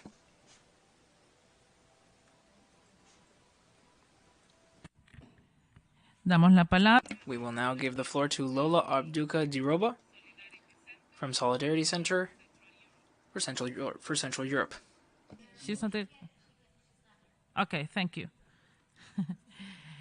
Damos la palabra. We will now give the floor then to Susan Kriver of the Presbyterian Church, USA. It's not here. Yes, okay. Moderator.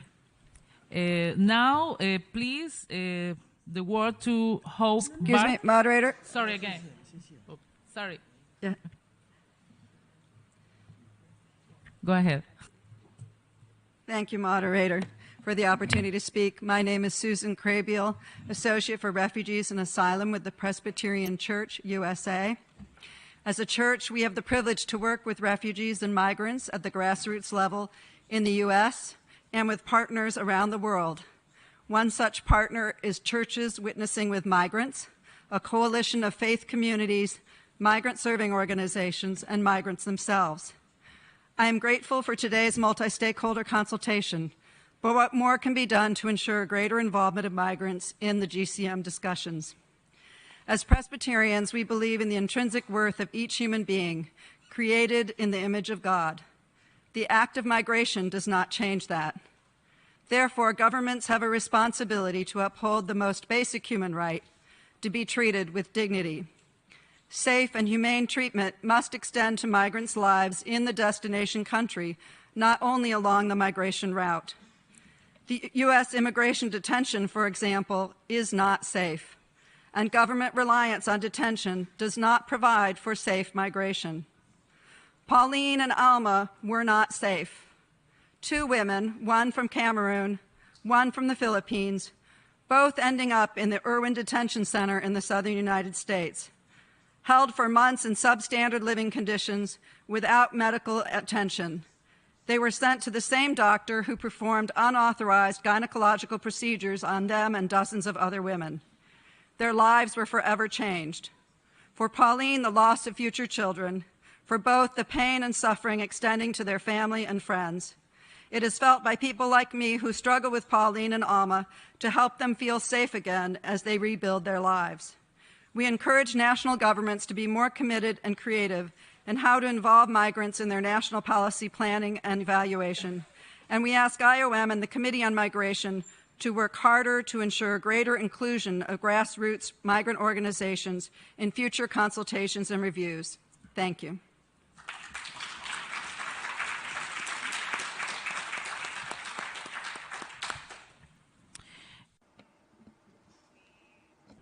Asks the word to Vladimir Pascual Revelo, Asociación Rumiñahui, please.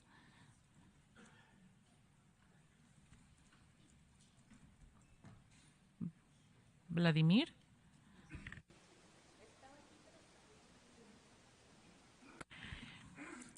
Please, if Priya Samant from Abris, nominated by Green Mentors, is in the room? Yeah, I'm here. Sorry. Good afternoon, everyone. My name is Priya Samant, and I'm a tech and a media entrepreneur. I want to thank Green Mentors for nominating me for the first International Migration Forum. I'm the CEO and co-founder of Abris, and my work is in NFT, blockchain, and implementation of metaverse projects. I also advise cause-based cinema projects on creating social impact. Hearing the Youth Ambassador today morning and all the esteemed panel members, I would like to share that active learning is key. Awareness and understanding for decision maker is of prime importance. The opportunities that tech offers for our global migrant community is enormous. STEM education should be promoted aggressively as most of the jobs in the future require STEM knowledge in some form. The way cell phones had mass adoption, digital technologies like metaverse will also have mass adoption within the next couple of years. Learning in this environment would be cost-effective and immersive as the landscape is digital, which makes it scalable and customizable. Also, the divide between the urban-rural migrant communities can be bridged by giving the same experience to all. Teachers can build a virtual landscape where students from all walks of life can come and study together and subsequently solve real-world problems together. This will enable classroom innovation like never before. A metaverse learning environment allows educators to design a virtual world that transports the entire classroom to another detailed intuitive settings like historical monuments, a planet's surface, or take them back to the land where they were born but had to leave behind. This has the potential to propel learning by many folds as it exposes young minds to the information that would have not had in their formative years. Secondly, we heard about the importance of media in the earlier session. Films and media is another powerful form to learn about migrant communities and for them to share their experience. My motherland is India, and one community I would like to highlight today is the Kashmiri Pandits. In 1990, this community faced inhuman act of violence. 32 years later, their voices were heard through a film called The Kashmir Files. My Home India, a documentary, is another example of a Polish woman who gave home for Polish refugees in India after World War II. So I urge cause-based narratives be given a platform and let their stories be spoken and heard through a medium of impact. Because films and media touches the masses globally. And to conclude, education and awareness are two very important metrics for the migrant communities to be heard. Thank you all for listening.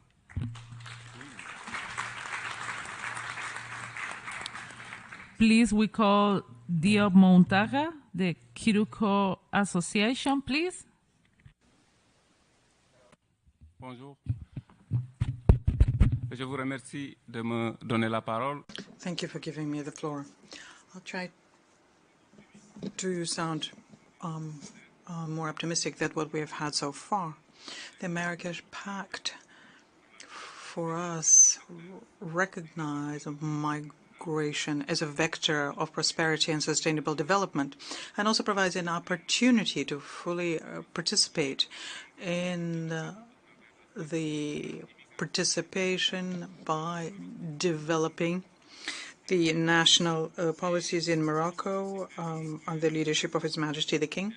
But I would like to underscore something, data that was repeated several time and to say that 4 out of 5 African migrants remain in Africa. So there shouldn't be any panic. There is no huge wave going to Europe.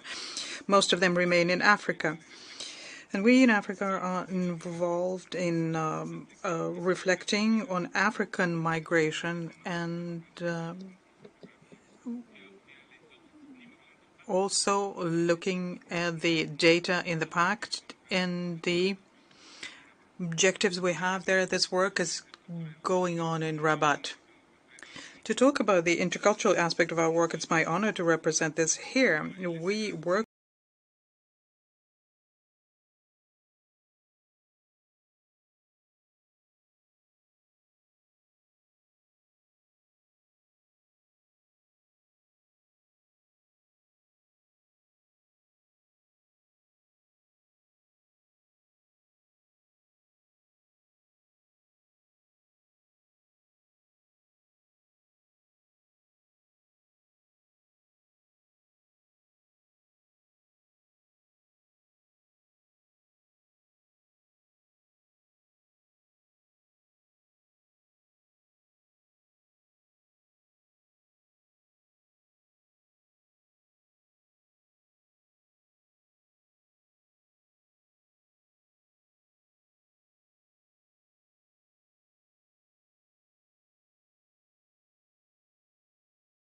on accompanying and integrating migrants in their professional empowerment. We also, thanks to the services of the state, we try to provide them with some kind of professional training. We managed to put an end to the road of death. We also created an RLF program for the young people because we are convinced that the young people need to be protected and that to remain with their families. The road is very long, but the driving engine is churning. I thank you. Llamamos a Jessica Rodríguez. We now give the floor to Jessica Rodriguez Mena of CCS, please.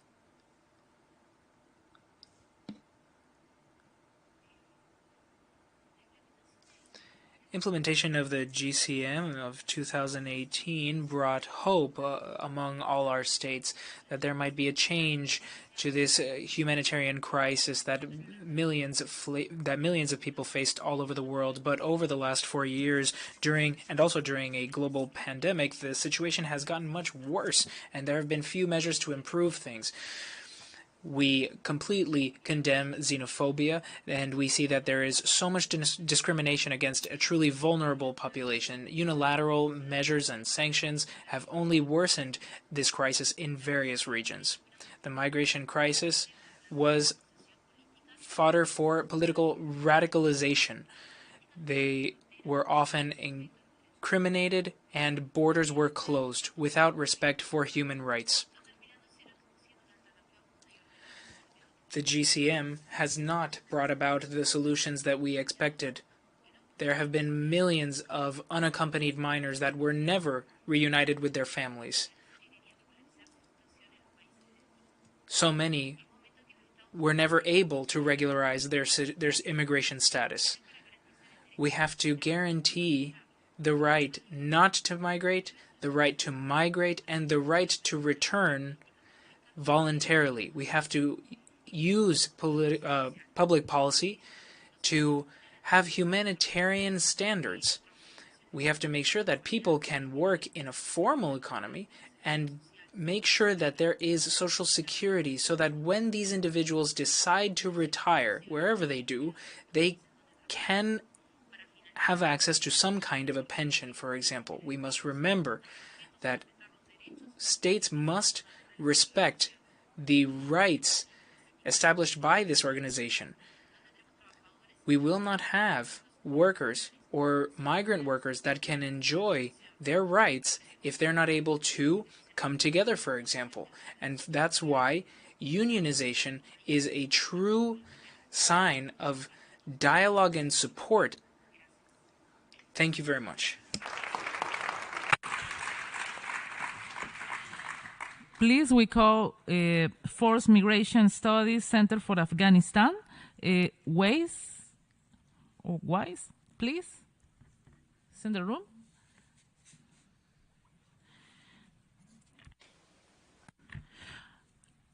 Now, please, Juan Gerardo Talavera Cervantes, Programa Casa Refugiados.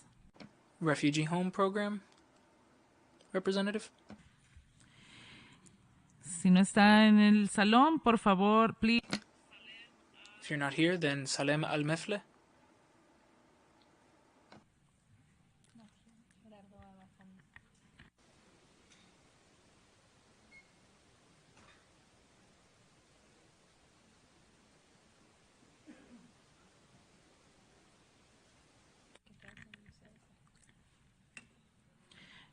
We call Juan Gerardo Talavera Cervantes, de Programa Casa Refugiados. Adelante.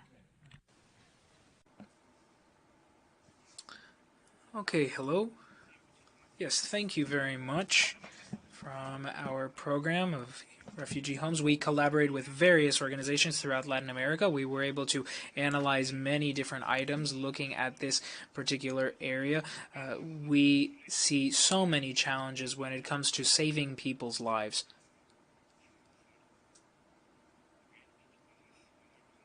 Maybe I should slow down a little bit. Okay, thank you.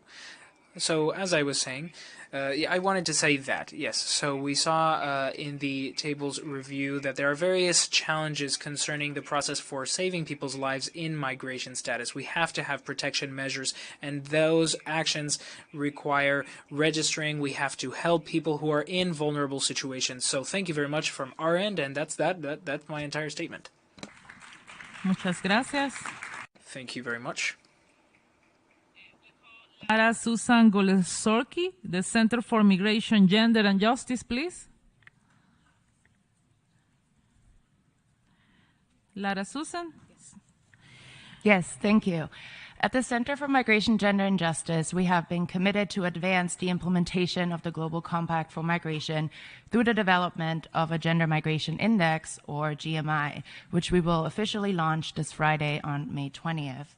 The Secretary General's report highlights that data collection and analysis gaps exist in thematic areas such as migration and gender, and it is recommended that in order to overcome existing gaps and to address COVID-19 related challenges, work towards the establishment of a global program on migration data must continue as called for in the Compact. If data on gender dynamics in migration are absent, then gender responsiveness in migration policy is absent.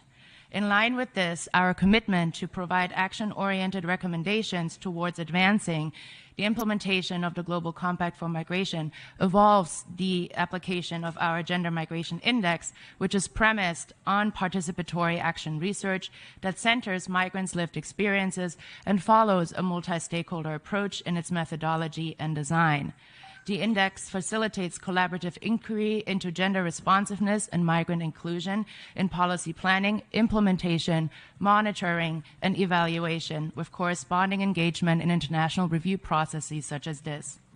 Based on a paradigm to democratize knowledge production and policy and to center migrants' lived experiences therein, the Gender Migration Index premise on participatory action research reflects our vision of gender justice beyond borders and our mission of shrinking spaces between migrant communities and governing bodies. We hope that you will join us in this commitment. Thank you.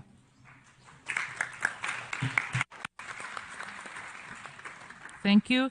We call Audrey Rosanwa, is Isaka 2250. Audrey Rosanwa.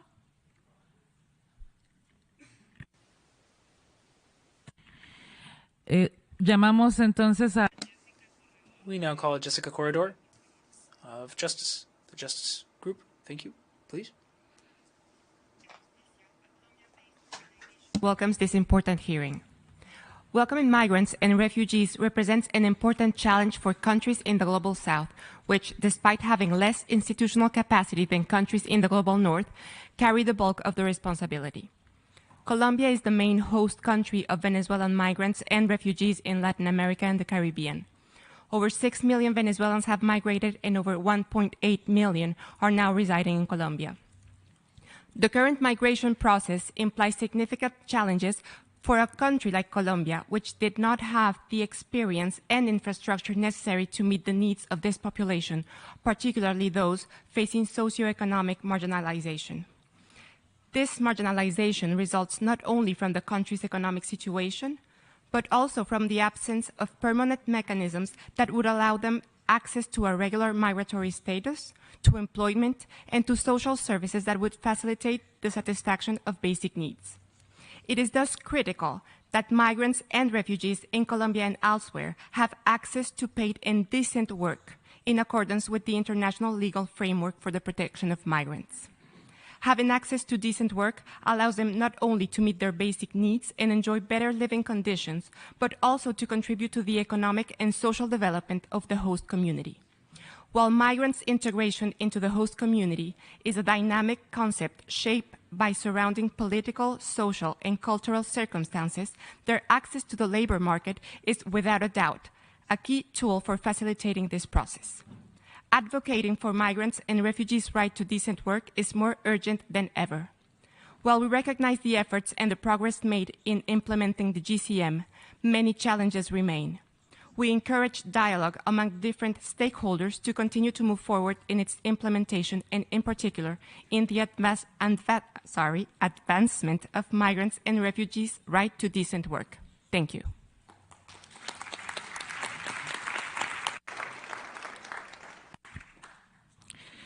We call now, and please remember the 2 minutes time, Ramachandra Kuntia, the BWI.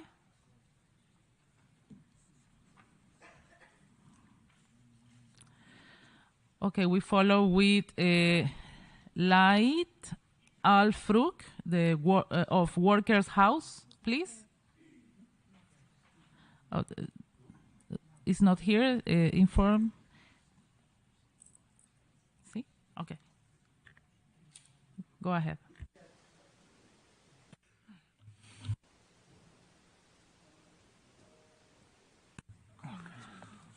Our chair and friends, on behalf of trade unions and Building and Workers International, I want to present our views. The pandemic has laid before the needs for sweeping changes to fix economic and political systems that are failing workers, and global labor movement has responded with a clarion call for a new social contract that ensure equality, inclusion, climate-friendly job, right for all workers, and the universal social protection. Coherent right-based migration governance is an essential part of larger structural change. We need to create an economy as that respect and protect all workers and promote democracy in workplace and the community. From the collective workers' voice in participation, trade unions have demanded a transparent, compact process that gives workers a seat at the table and ensure our freedom to stand together and receive a fair return on our work. This requires authentic social dialogue and guarantees to adhere to our fundamental principle and right to work. Workers' agency fundamental to achieving fair migration and decent work for all, so it is an alarming and titling flaw that Union Declaration fails even to reference freedom of association or the right to organize and collectively bargain. Freedom of association is an enabling right that shifts the power dynamics so that workers can protect and advance their interests through collective action and negotiation with employer. Without realizing the shift, we can never hope to reverse entrenched pattern of discrimination and exploitation against migrant workers. Removing barriers to organizing is critical to defending excluded workers for all sorts, because union provides concrete mechanism to ensure labor standard and remedy disputes. Thank you.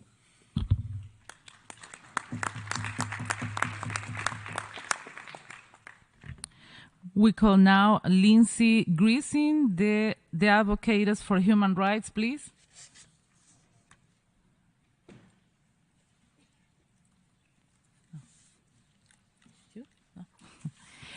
Now name, please, Mohamed Jabed, the Hamra Foundation.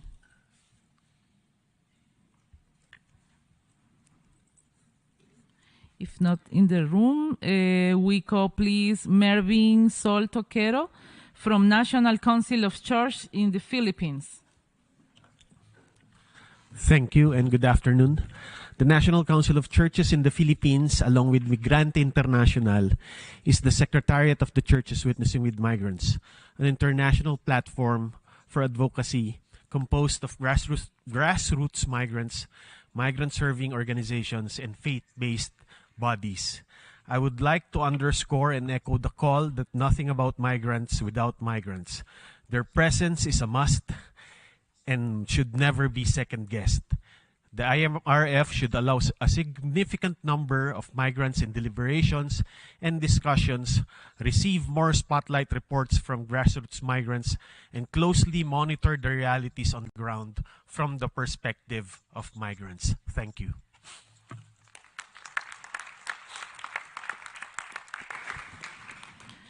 Many thanks, Mr.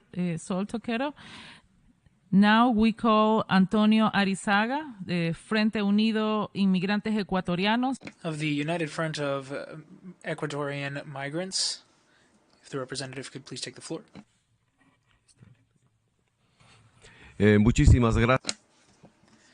Thank you so much for having us here. We would like to say that at the core of this pact, this compact, we should highlight here once more human rights, which over the last 4 years have been at the mercy of governments and civil society, and with very little participation by the migrants, those of us who suffer the consequences of the various phenomena that lead to migration in the first place. Wars, climate change, the consequences of migration should be considered and addressed comprehensively. Under no circumstances should the resolutions to be adopted over the next few days be adopted without participation by migrants the world over. Something else to consider at the core of this compact is a focus on migrants in transit. We need to remember the over 120,000 who have disappeared between Mexico and the US, as well as in Europe. Many of these borders have become burial grounds for migrants. There should be international cooperation to avoid impunity when migrants are kidnapped. Organized crime should not go without consequence either, because they have a direct impact on the disappearance of thousands of lives across borders. We find that there's not just an issue with extortion, it's a matter of organized crime when it comes to organ trafficking, because many of those who disappear at the border are between 18 and 30 years of age. Thank you very much. Muchas gracias. Llamamos. Thank you so much. Joana Concepcion next. She is an international migrant. If you are here, please take the floor. Hello, good afternoon. My name is Joana Concepcion, Chairperson of Migrant International from the Philippines. We are a grassroots global alliance of Filipino migrant organizations. We cannot stress enough that any review of the progress of the implementation of the GCM should prioritize and place at the front and center the voices and experiences, aspirations, and demands of grassroots migrants. We as grassroots migrants are leading our own organizations, campaigns, and programs to defend our rights and affirm our dignity. In the following days, our home and host governments will present their progress reports, and we know it will not truly reflect the actual realities we face on the ground and include our analysis, recommendations, and critiques. We know that the implementation on the GCM is important on the national level, but how can champion countries of the GCM, like my country, the Philippines, be called champions when we are not aware of their action plans, when they are unresponsive to our pleas for assistance and support, when they make it very hard for us to have meaningful dialogues with them, when they deny or minimize whenever we say there are crises taking place, when we face harassment or vilification, when we raise criticisms of their policies, when our struggles are deliberately made invisible. During the pandemic, we witnessed firsthand the lack of state accountability and weak government regulation and enforcement in ensuring social and welfare protection of our impacted migrants. Many migrants, both land and sea-based, lost their lives and suffered serious health conditions due to this grave neglect. Governments even implemented exclusionary, discriminatory, and unjust policies that negatively impacted our lives. Governments have the principal responsibility and mandate to all migrants, not private recruitment agencies or manning agencies. Moving forward, we demand not just words that sound good on paper, but concrete action. We demand an end to the commodification of migrants, the privatization of social and health services, and the use of forced migration and policies of labor export as a tool for development that only seek to profit from the exploitation and temporary labor of migrants. Thank you.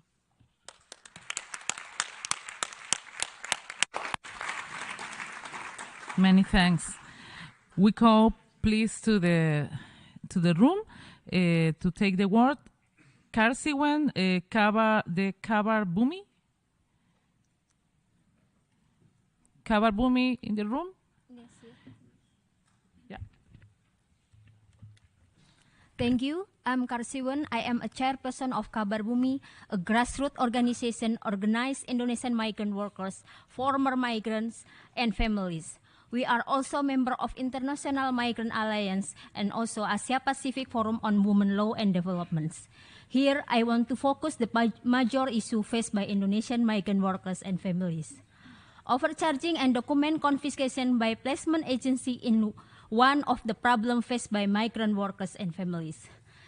73% of migrant workers experience document confiscation by recruitment agency are women who work as domestic workers. Meanwhile, more than 80% of workers have their personal document confiscated by overseas agency or employer, such as passport and employment contract, as collateral in payment of recruitment fees. Worse, these documents sometimes are often lost and never returned. Because of this, some migrants are not able to access government services such as education and social assistance. Even this violation is illegal, but there is no punishment against them. We call upon Indonesian and all government to consistently implement the UN Convention on the Protection of the Right of Migrant Workers and their families by ensuring that migrant workers hold their identity document and legal document and ensure to stop of illegal confiscation of the document of migrant workers.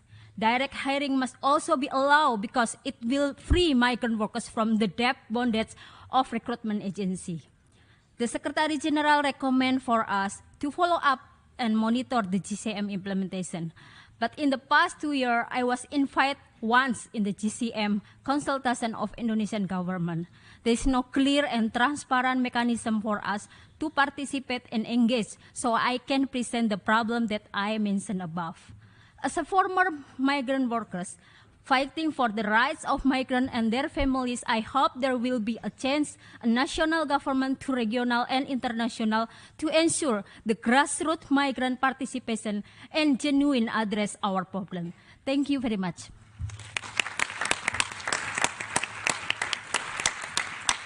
Muchísimas gracias. Thank you so much. We give the floor to Edwin de la Cruz, who is also an international migrant. Soy Edwin de la Cruz. I am Edwin de la Cruz. Intervention of the migrants from Indonesia, from the Philippines, from Ecuador, from Bangladesh, that the migrants are not that represented here in the GCM process because of various mechanisms that have not been devised by the organizers. No? But I am more concerned with the neglect of this assembly on a sector of migrants, 1.5 million. These are the sea-based migrants. I checked all of our documents. There is no mention of the ILO Maritime Labor Convention, of the Fishers Convention 188. And there are 1.5 million sea-based migrants all over the world. They are staying on board ships that are flying flags of convenience. The host country does not know what is happening in these vessels flying their own flag of registry. And this has been happening for the past 30 years. Even under the ILO Maritime Labor Convention of 2006, the biggest supplier of seafarers, the Philippines, my home country, which is called a so-called champion, has not even implemented the Maritime Labor Convention and has not even signed the ILO 188 Convention to protect fishers. And thousands of fishers died during the pandemic or got sick. They were stranded. That is why the ITF, the International Transport Workers of the Federation, called for the down tools strike in June of 2001 because 300,000 seafarers have been rotting on board vessels, not allowed to land because of COVID-19, staying for more than 2 years in their ship. And what is the GCM doing about the sea-based migrants? Is there any seafarer here?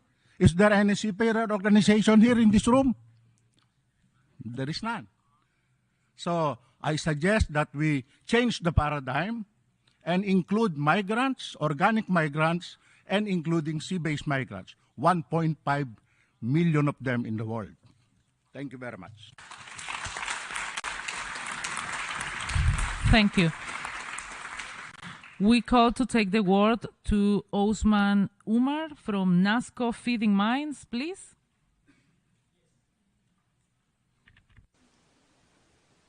Thank you very much. For me, it's a privilege to be the voice of hundreds and thousands of other migrants who died during my trip north to paradise. Before anything, I would like to ask if any one of you in this lab have ever drank his urine to survive in a migration process. Have any of you have to bury his own brother or a friend in a migration process? My name is Usman Omar. I was born in Ghana. At the age of 12, I left Ghana in hands of human traffickers. 5 terrible years to cross 8 countries of North Africa. 21,000 kilometers from Ghana to Barcelona on foot. Mr. President, only the Sahara Desert, to cross the Sahara Desert, out of 46 people, only 6 of us arrived. This, I thought it was the worst. I never knew the terrible was about to come. Live during Muammar al-Gaddafi's dictator, and later on, the Mediterranean Sea. 350 of my colleagues died, drawn in front of me. Arrived Spain at the age of 17, illiterate. It's really wonderful to see today hundreds and thousands, a lot of people, initiatives here working for migrants.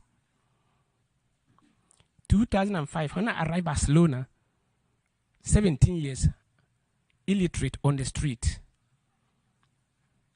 In only 6 years, I was capable to overcome all the education system in Spain.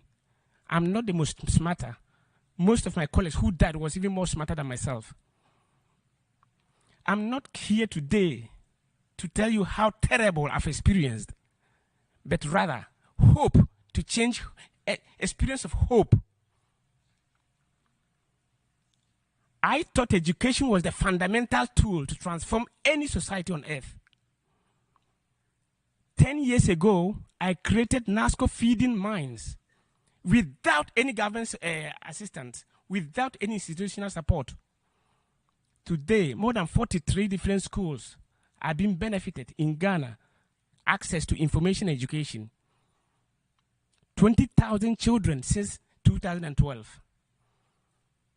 Our model works, and I'm absolutely convinced that together we can make this world a better place for all. I'm absolutely open to share our model for the next sessions to prove that, yes, we migrants who have experienced it in our flesh, we need to take part in this process, and we can definitely get to the right point. Thank you very much.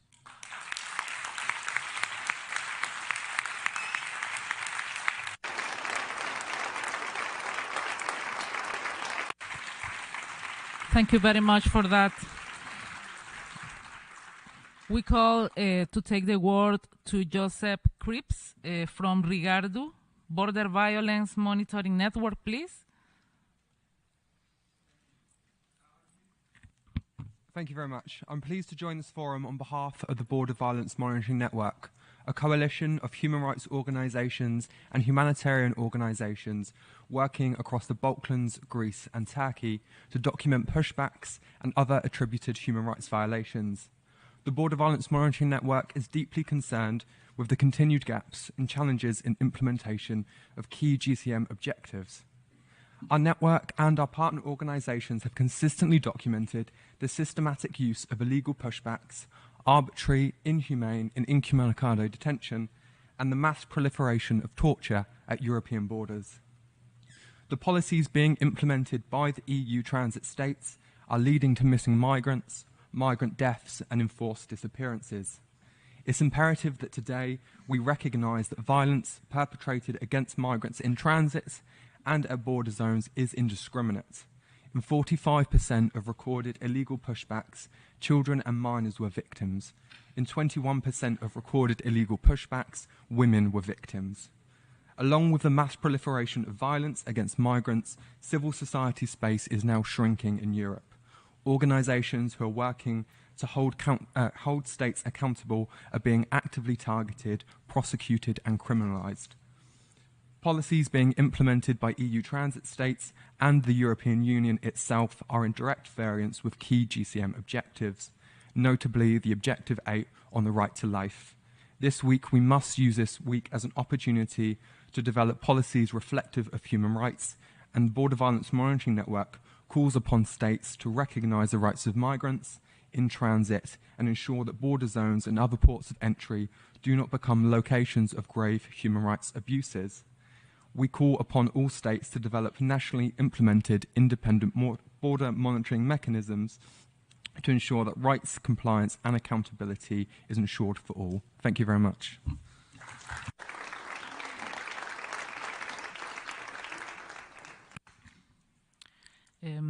We call to take the word to Mwamba Musiconke from Commission Nationale des Droits de l'Homme.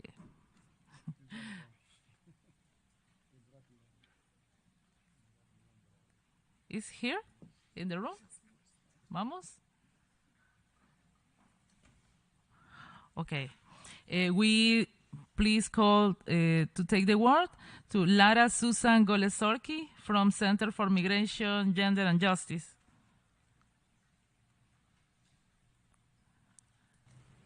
Okay. I already spoke, so please give my space up to someone else. Thank you. We call Angela Maria Rosales from SOS Kinder for International, please.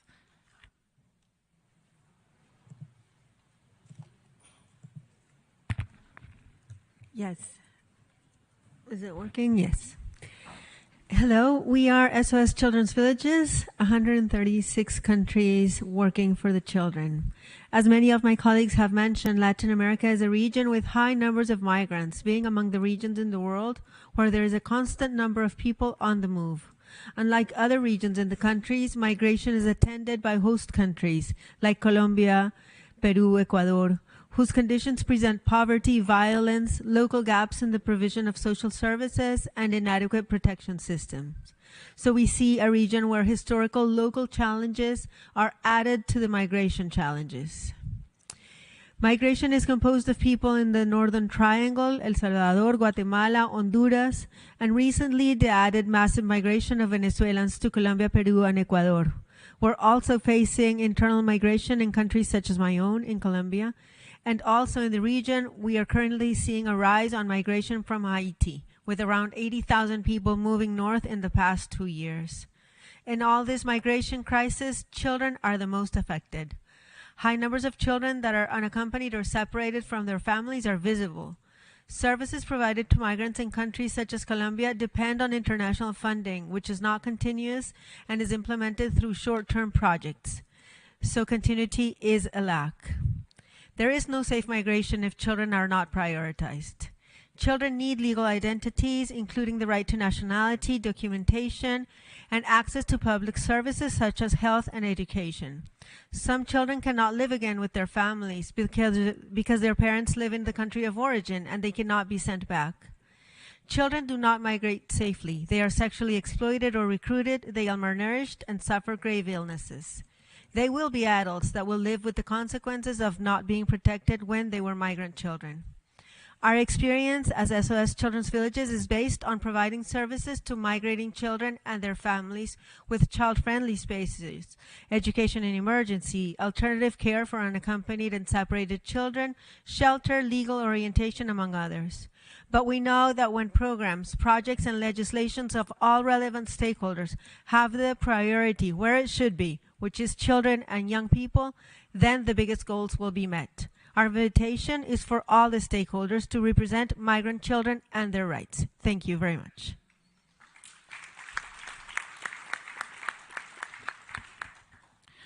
Muchísimas gracias.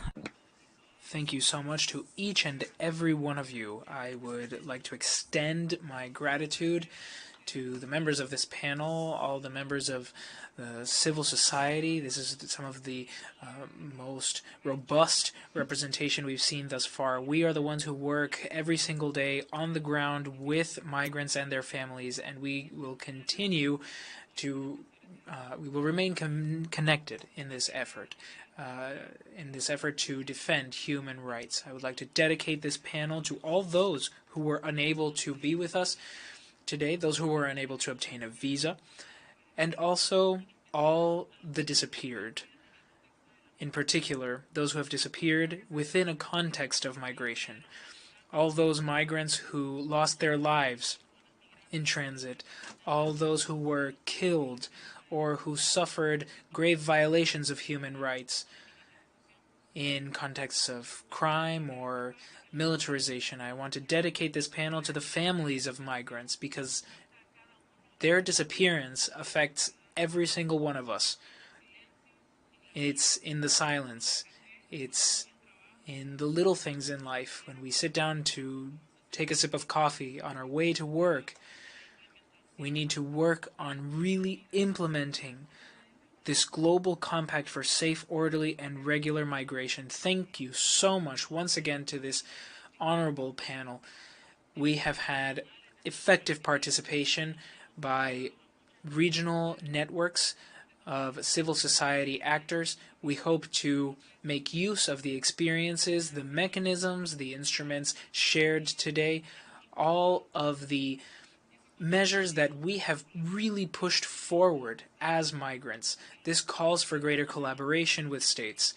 We need states to take us into consideration when they build public policy, when they look at the labor market, so that places like where I come from, El Salvador, Guatemala, Honduras, Mexico, we need to really adopt a perspective of work on the ground. We have to work hand in hand with these individuals. I want to remind everyone before we conclude that there will be a third dialogue to be held where we will conduct some exercises of reflection, and that will begin immediately following the conclusion of this particular segment.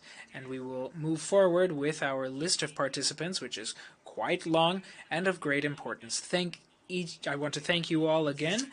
Thank you for being here, and thank you for participating on this panel. Thank you. A round of applause.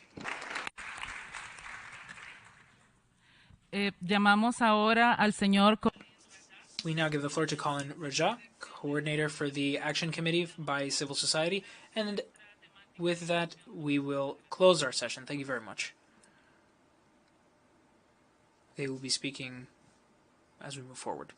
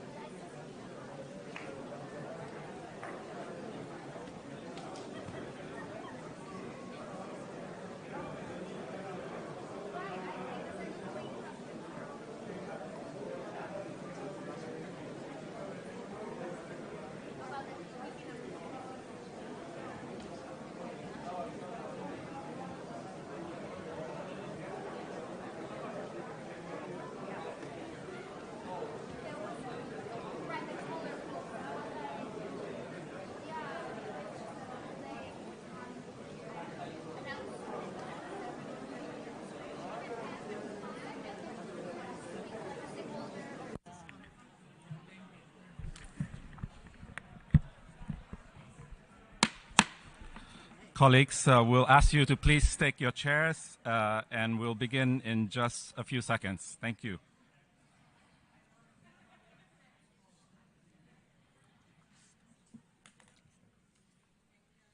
I would like to welcome you to the third thematic discussion entitled Group Reflection. This roundtable will proceed in the same manner as the earlier ones. I think we're all familiar by now with the procedures. For today, for this session, we'll reflect back on the day's proceedings. We have both our moderators back with us, Claudia very, very quickly, and Laurel from this morning. And they have the monumental task of summarizing the sessions that they were responsible for moderating. So we'll hear from them, and then we'll call on the floor for people to give reflections on the reflections. So basically anything that you feel you wanted to also give inputs into based on what they have summarized on their sessions for today. So we'll now hear the summation of the key outcomes and recommendations by the moderators of thematic discussions 1 and 2. And considering how we're short on time, we'll jump straight into the procedures, and I now give the floor to Laurel Townhead from session 1. Over to you, Laurel. Thank you, Colin, and I'm glad to have so many of you still with us in the room and an unknown number of people watching us online as well. It's not possible to fully cover the richness of the contributions from the panelists, from the floor and from the video messages this morning. We heard from all of the 13 stakeholder groups mentioned in the GCM and in the IMRF modalities, bringing specific examples of how they are working with the GCM, progress that's being made, and the scale of work still to be done to deliver on the promise of the GCM to put people first in migration governance.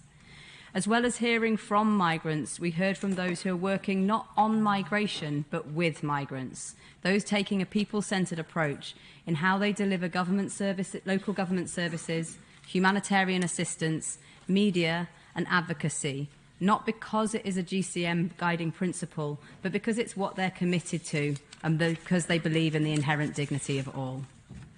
Some of the things we heard repeatedly or again and again throughout the morning were around channels for voice and engagement, and that's been a really strong theme through what we've heard today.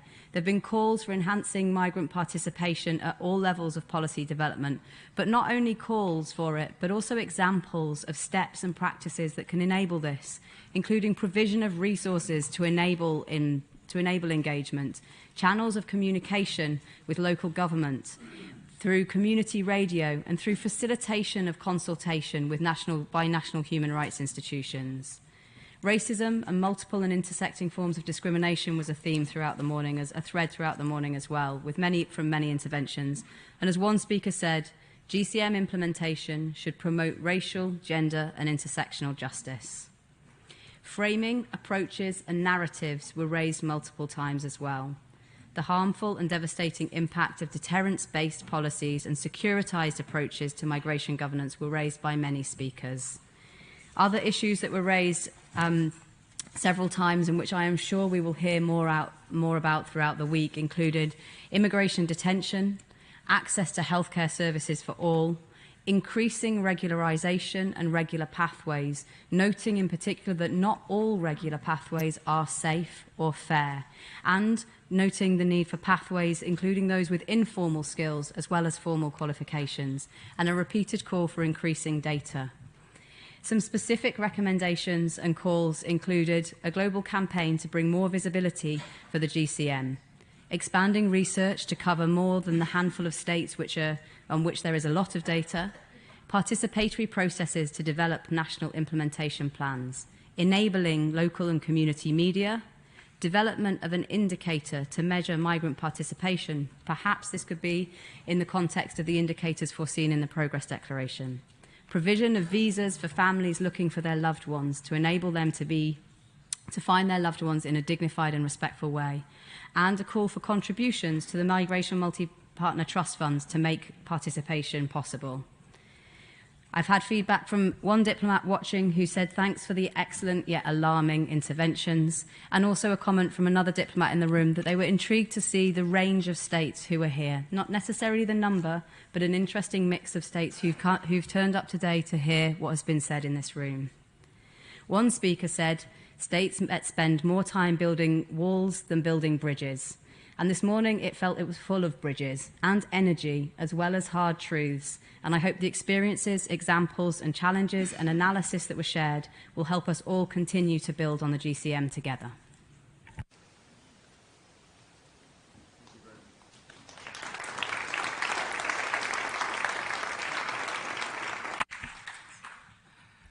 Thank you very much, Laurel, for both a succinct but also very captivating and powerful summary of a very, very packed session from this morning. And now we turn to you, Claudia. We haven't had much time for you to reflect on, but I'm sure you have prepared something for us to take away from this afternoon session. To you, Claudia. You have the floor. Muchas gracias.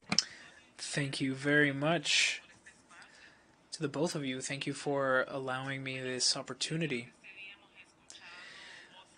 We have heard from voices throughout various regions this afternoon. We also were able to listen to voices that bring issues and problems from the regions to light.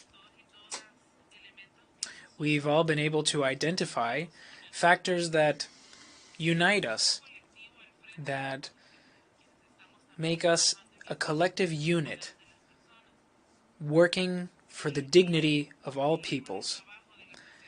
the spirit of work that migrants and their families have can be seen in the efforts that they make throughout the entire migration process. Civil society has always been on the ground, directly supporting migrants and their families. Implementation of the GCM requires a commitment to human rights.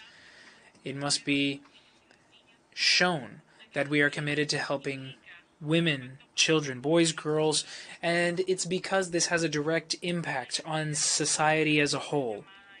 We need to understand the implications of so-called irregular migration so that we can better understand the root causes. We're talking about migrants who have been forced to leave their countries of origin to save their own lives and their integrity in search of a better life, where they can exercise their basic rights, social, economic, and cultural, looking at causes like violence, crime, climate change, and others. Migration tells the story of humankind, and migrants are, and will continue, have been, are, and continue to, and will continue to be sources of hope for those who are in the process of migration at all steps. States have a great degree of responsibility in this regard. When it comes to protecting human beings, we have to look at how we're going to implement this compact. It's got to be transparent. We have to be diverse in our perspective. We have to have a psychosocial perspective, a transnational perspective. There's a need to cooperate amongst states at the regional, bilateral, and international levels so that we can guarantee international safety and security for these individuals, so that they can protect their rights.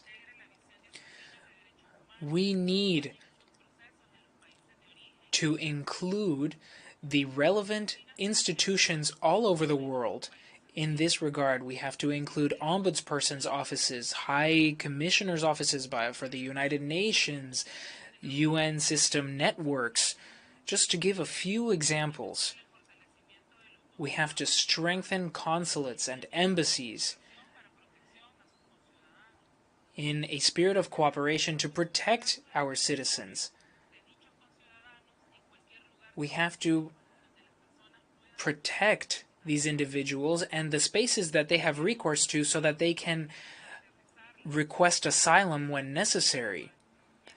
We have to bring this compact to migrants and their families so that we can take concrete action and bring about qualitative effects.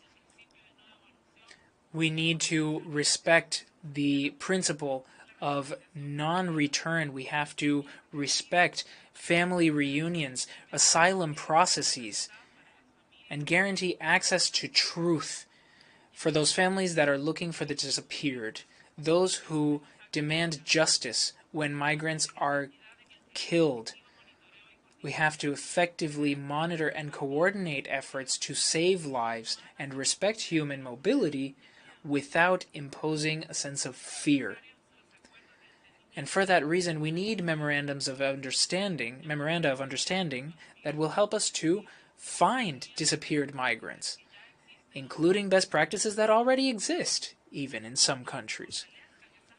And we should strengthen those practices, develop them further, so that they are better implemented as we move forward. Being in a particular area, geographic area, we have to look at access to justice for migrants. There is often a violation of human rights in this area. There cannot be massacres against any community at all. The massacre of Cadereyta occurred 10 years ago, where 49 torsos were found, many of them Honduran. The UN must support us in building a special committee for the investigation of massacres like this, like San Fernando and like Camargo. Concrete actions are required to establish cooperation between forensic data banks that have allowed us to move forward in these regards to help families of migrants. The pandemic, the COVID pandemic, changed the way we see the world. But it doesn't mean that there should be a step back, that we should take steps back in human rights. We will continue to work at the regional, the local, municipal, international, global levels. Often we don't have the resources we need, but we will continue to collaborate and work with you as states. This is civil society's commitment to do so in a world where migration isn't going to disappear anytime soon. We hope that this compact will help improve things, improve the situation in countries like the one where I come from, El Salvador, Honduras, Mexico. We want our countries to be champions, to be pioneers in establishing clear mechanisms through local plans of action, working plans that will develop our priorities within the framework of the Global Compact so that we can bring dignity to individuals and save lives. Thank you very much. Thank you very much, Claudia, for that summary, as well as some raising key points from your session. We appreciate that, and we appreciate both the summaries that we've been presented by our moderators from this morning and from this afternoon. Fellow colleagues, now we have the task again of going back to the list, and you know, if you've heard it before, you hear it again, it is a long list. But I'm reminded to remind you about the basic instructions. When you're called on, please press the button, wait for it to turn red, and then speak. And please watch the clock. There's a really nice big clock up there that will tell you when your 2 minutes is up and it starts blinking red. You know when it's coming up. So we'll get back to the list that Claudia stopped on, and I'll just mention the few names that are coming up so that you can actually prepare. We'll start with Joel Atisupe from Cohabita. This will be followed by Mandy Bella, Union Network of Migrants, Diego Martinez, Center for Migration, Gender and Justice, Alejandra Macias, Asylum Access Mexico, and Koji Bok, December 18th for all. So we'll start with Joel Atisupe from Cohabita. You have the floor. Is Joel here? If you can raise your hand so we can see you. No? So we'll go to next on the list. No. So we go next on the list, Mandy Bella from the Union Network of Migrants, or UNIMEG, from New Zealand, Aotearoa. Yeah.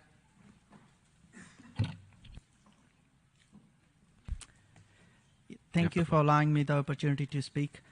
My name is Mandeep Bella. I speak here in my capacity as the president of Union Network of Migrants in New Zealand. In terms of reflections, I'm saddened to hear today from many participants about the lack of meaningful and effective consultation and implementation of the GCM. I remember the very day when United Nations initiated the GCM process in 2016. And final GCM document based on 23 objectives was signed in December 2018. 4 years on since it was signed in New Zealand, which is also a signatory to the GCM, we haven't seen any consultation on its meaningful and effective implementation. In fact, few weeks ago, when I attended a forum regarding migrant exploitation organized by government officials in New Zealand, I asked the question about the plans and processes followed to apply GCM objectives in government policies for migrants. I wasn't surprised that they were not aware and had not known of this process. There are no mechanisms to include the voices of migrants and migrant organizations in this process. I'm also saddened that to this day, systemic discrimination against migrants is still continuing. COVID-19 pandemic has highlighted how systemic discrimination resulted in migrants being first in line to lose their jobs. Many lost their ability to stay and were not being eligible for welfare benefits, even though they were working in frontline jobs to protect everyone. Many lost their lives and many stranded offshore. I've heard heart-wrenching stories from these migrants who couldn't come back to New Zealand due to border closures and had their visas expired while stranded offshore. The government made no effort to renew their visas to allow them back to New Zealand. In New Zealand, migrant workers on temporary visas often have their visas attached to their particular employers. On top of their already precarious status of their visa attachment further makes them vulnerable to exploitation. We call it bonded or slave labor. Oh, thank you. Our own research and the government-led research and inquiry into migrant exploitation clearly showed that visa attachment and their precarious status in New Zealand are the main reasons of exploitation. But this still remains unaddressed to date. Thank you, Mandeep. In fact, I also faced this situation during my temporary visa status.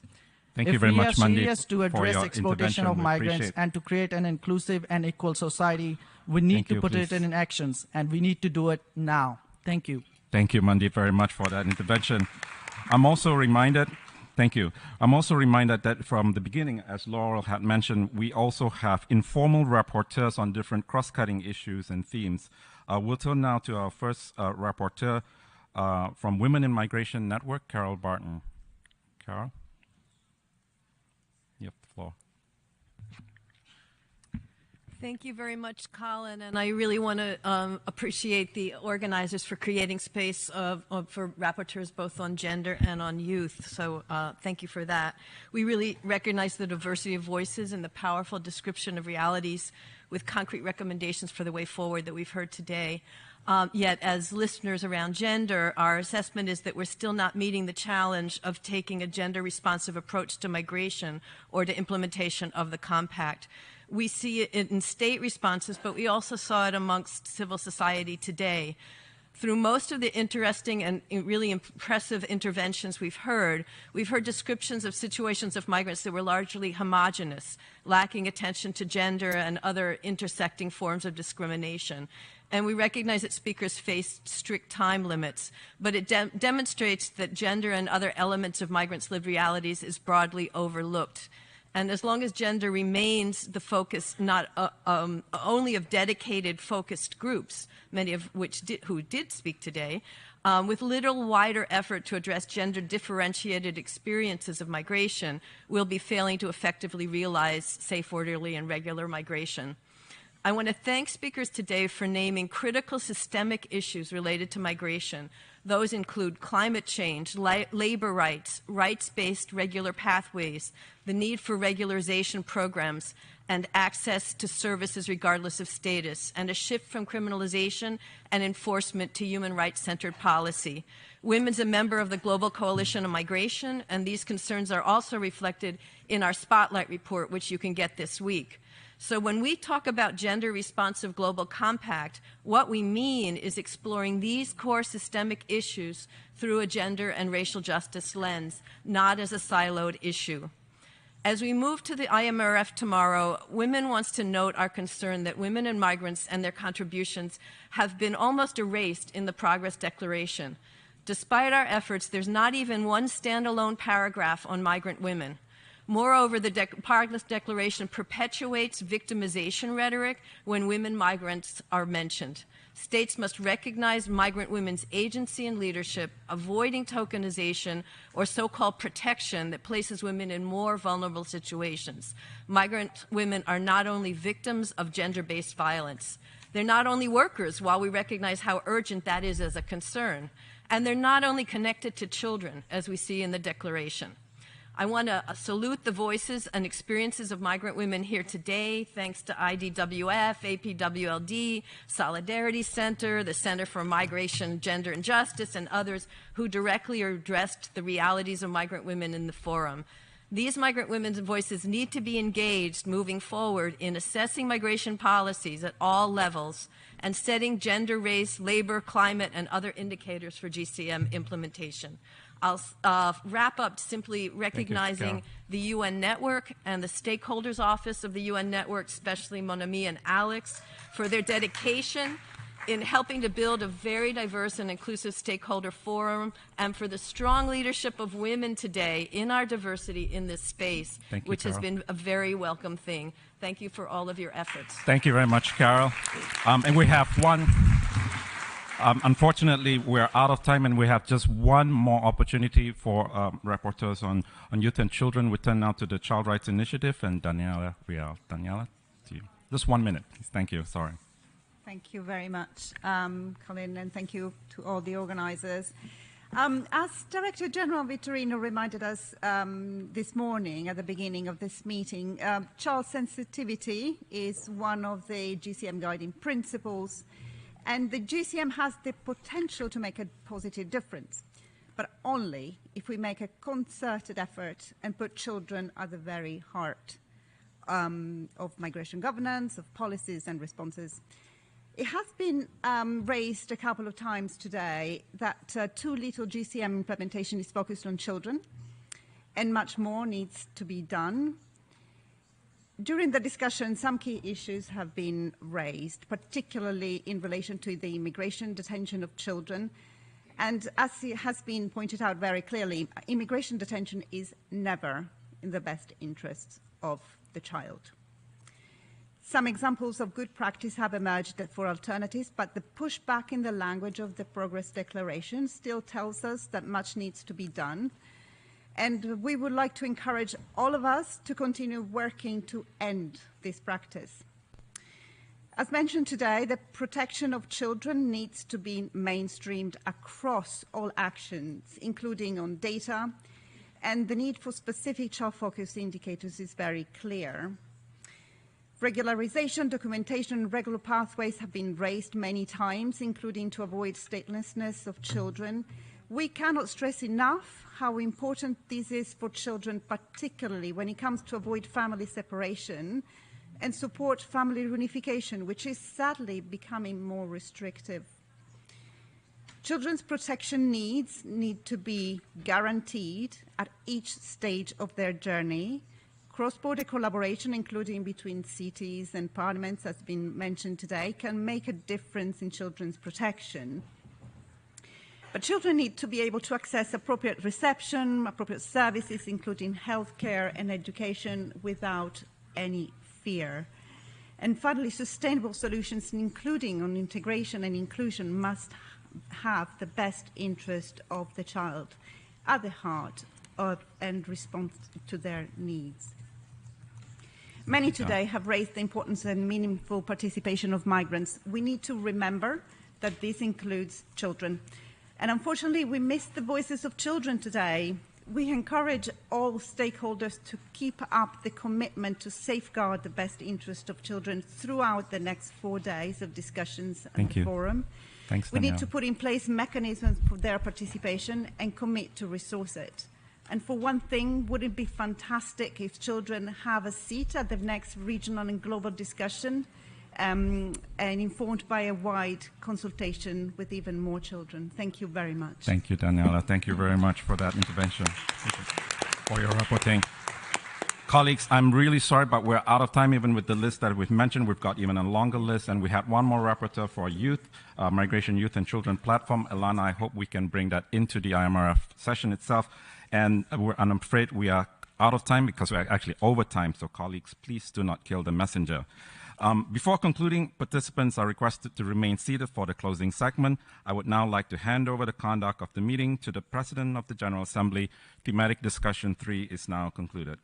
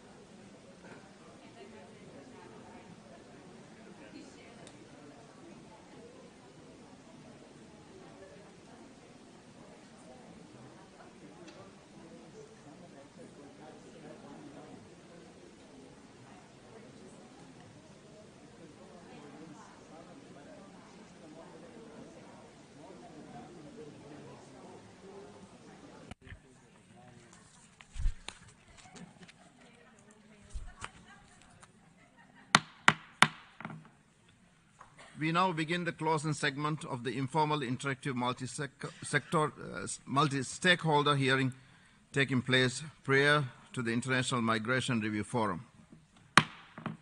I would like to express my appreciation to all participants for their invaluable insights and contributions to this meeting. I now give the floor to Mr. Robert Piper, Assistant Secretary General for Development Coordination.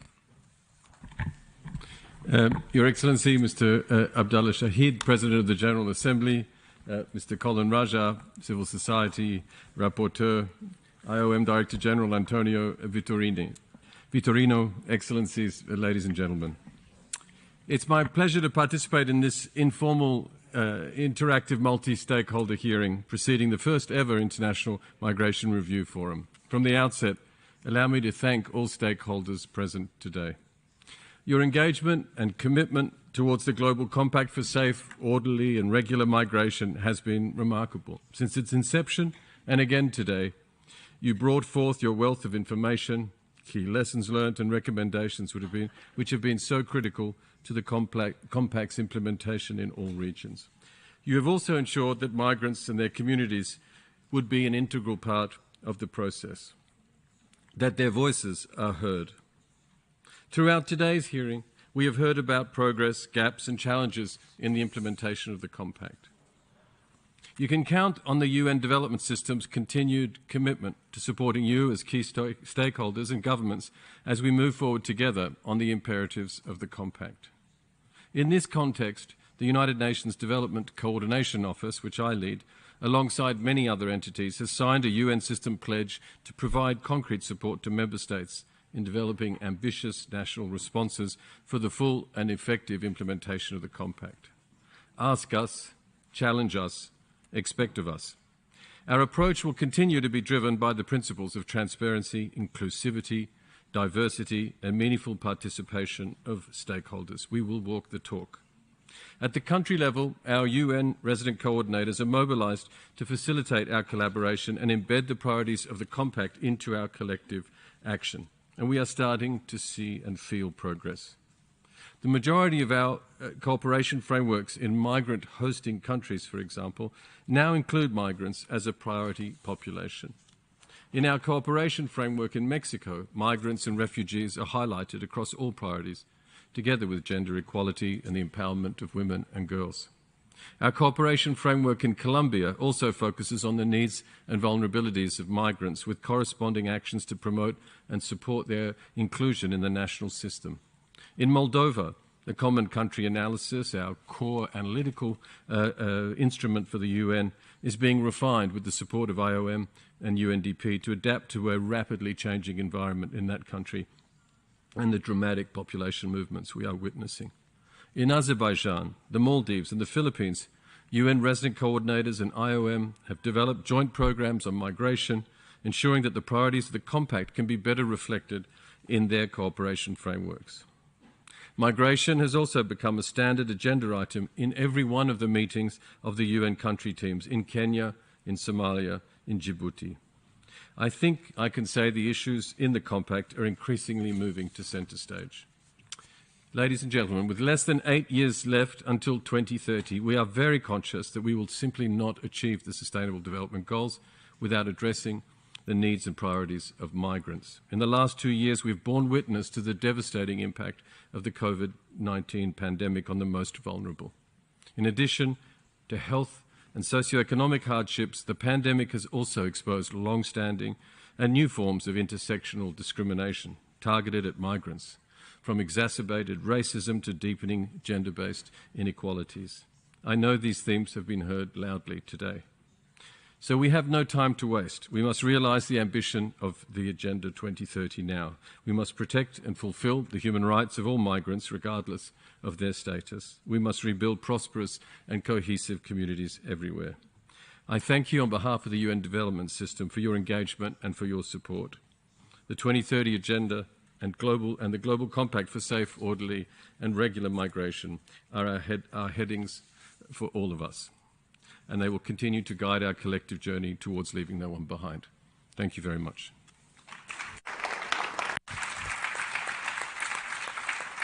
I thank Mr. Piper for his statement. I now invite Mr. Colin Raja, Coordinator at the Civil Society Action Committee. Thank you, Your Excellency, Assistant Secretary General Piper, Your Excellency, and of course my fellow stakeholders. First of all, I'd like to begin by thanking Your Excellency for organizing today's hearing. It was an enormous job, and we had an opportunity to listen to a lot of us today. But one day, I hope, and I'm sure many of us hope, that we can transform this hearing into a real dialogue with member states directly. I'm aware of the task we have at hand after a robust day of discussion and a lot of issues being raised from a multitude and a diversity of stakeholders.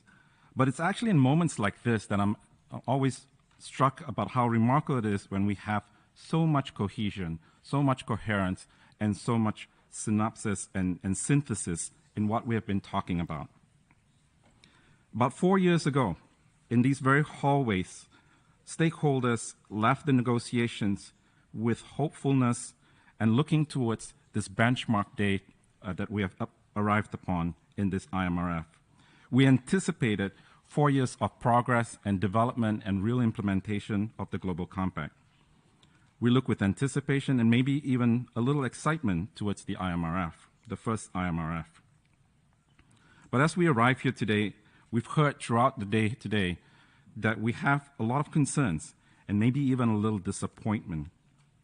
Indeed, a lot of good practices were mentioned, but these were sporadic and ad hoc, and there was lack of consistency. When we measure the conditions for us migrants over the past 4 years, repeatedly it was mentioned that conditions have gotten worse. And the conditions for us migrants, that's the metric we must judge whether we're doing a good job with the Global Compact or not. With regards to the Progress Declaration, there were mixed feelings that were responded about. There were mixed feelings that were expressed. There were good elements in the zero draft, but the negotiations didn't quite go our way, as was repeated a number of times today. In fact, there's no consensus on it. And throughout the day, it was emphasized over and over and over again that migrants and our voices should be at the front and center and throughout all of these reviews and implementation and reviews about the implementation of the Global Compact. I borrow the words from our fellow sisters from the domestic workers movement that nothing about us without us. So I'm reminded about the task at hand. Our moderators from the 2 sessions today, Claudia and Laurel, will summarize their sessions, and I will summarize their sessions in our written reports. And we encourage those of you who did not get to make a statement today, we again apologize and we hope you will submit your written statements. But I'm also reminded about the bigger task at hand that we all have leaving here today, that we need to lift up our voices as stakeholders in the days ahead of this IMRF and ensure that we are truly part of the Global Compact. And we have to lift up our voices throughout the coming years towards the next IMRF as well. Fellow stakeholders, we look forward to all of your engagement throughout these coming days in any opportunity that we can find. And we thank you for your engagement today. And Your Excellency, we thank you again for organizing today. Thank you.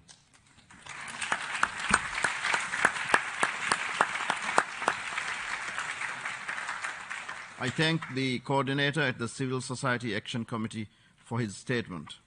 Excellencies, ladies and gentlemen, we have reached the close of today's informal multi-stakeholder hearing on migration.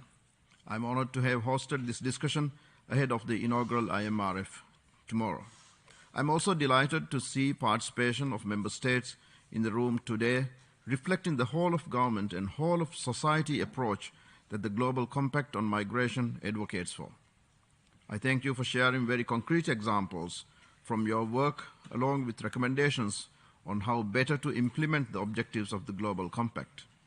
Your diverse voices from different regions, enriched by your experience on the ground and the multiple perspectives and skill sets you bring to the topic of migration, are invaluable to these discussions. We also heard important perspectives on how to deepen and strengthen the engagement of all relevant stakeholders within the UN system, including the United Nations Network on Migration and member states. Realizing this goal will be essential to the outcomes of the IMRF. It has also been heartening to hear from broader stakeholders, including civil society organizations, cities, and others who have presented pledges. I'm also heartened to hear that civil society organizations have supported the attendance of at least 55 participants at the IMRF. Tomorrow, we will open the first International Migration Review Forum. I trust Mr. Colin Raja, your representative, will capture today's key messages and faithfully represent the views of the diverse group of stakeholders in his message to the IMRF plenary on Thursday. I also thank Director General of the IOM and Coordinator of the United Nations Network on Migration and his wonderful team for their tireless support in organizing this hearing. Dear friends, we come to this historic milestone after monumental efforts by all stakeholders. These efforts have been fueled by bold ambitions rooted in our collective desire to realize the aspirations and principles of the Global Compact for safe, orderly, and regular migration. Tomorrow, we begin a process of reflection. We will reflect on our progress, our success, and our failures in implementing the Global Compact on migration. And we will reflect on where we can better cooperate as we work towards our common goal of ensuring a global migration regime that is not only safe, orderly, and regular, but unlocks the benefits of migration. I hope that tomorrow we can build on the sense of urgency we brought into the informal hearing today. As we speak, the world continues to reel from the shocks of COVID-19 pandemic, from the socio-economic repercussions of geopolitical strife, and from the devastating impacts of a climate crisis. All of this adds to the challenges faced by migrants, and it adds to the challenges we face as global leaders and policymakers in managing cross-border movements and responding to the needs of migrants and host communities. Time is of the essence, as we cannot dither or equivocate. We need to act with firmness, conviction, and passion in the implementing the Global Compact and in shaping a migration regime that upholds the rights, well-being, and dignity of everyone involved. I conclude with these sentiments and wish you a restful evening in preparation for tomorrow's official launch of the first ever International Migration Review Forum. The informal interactive multi-stakeholder hearing taking place prior to the International Migration Review Forum is concluded. I thank you. The meeting is adjourned.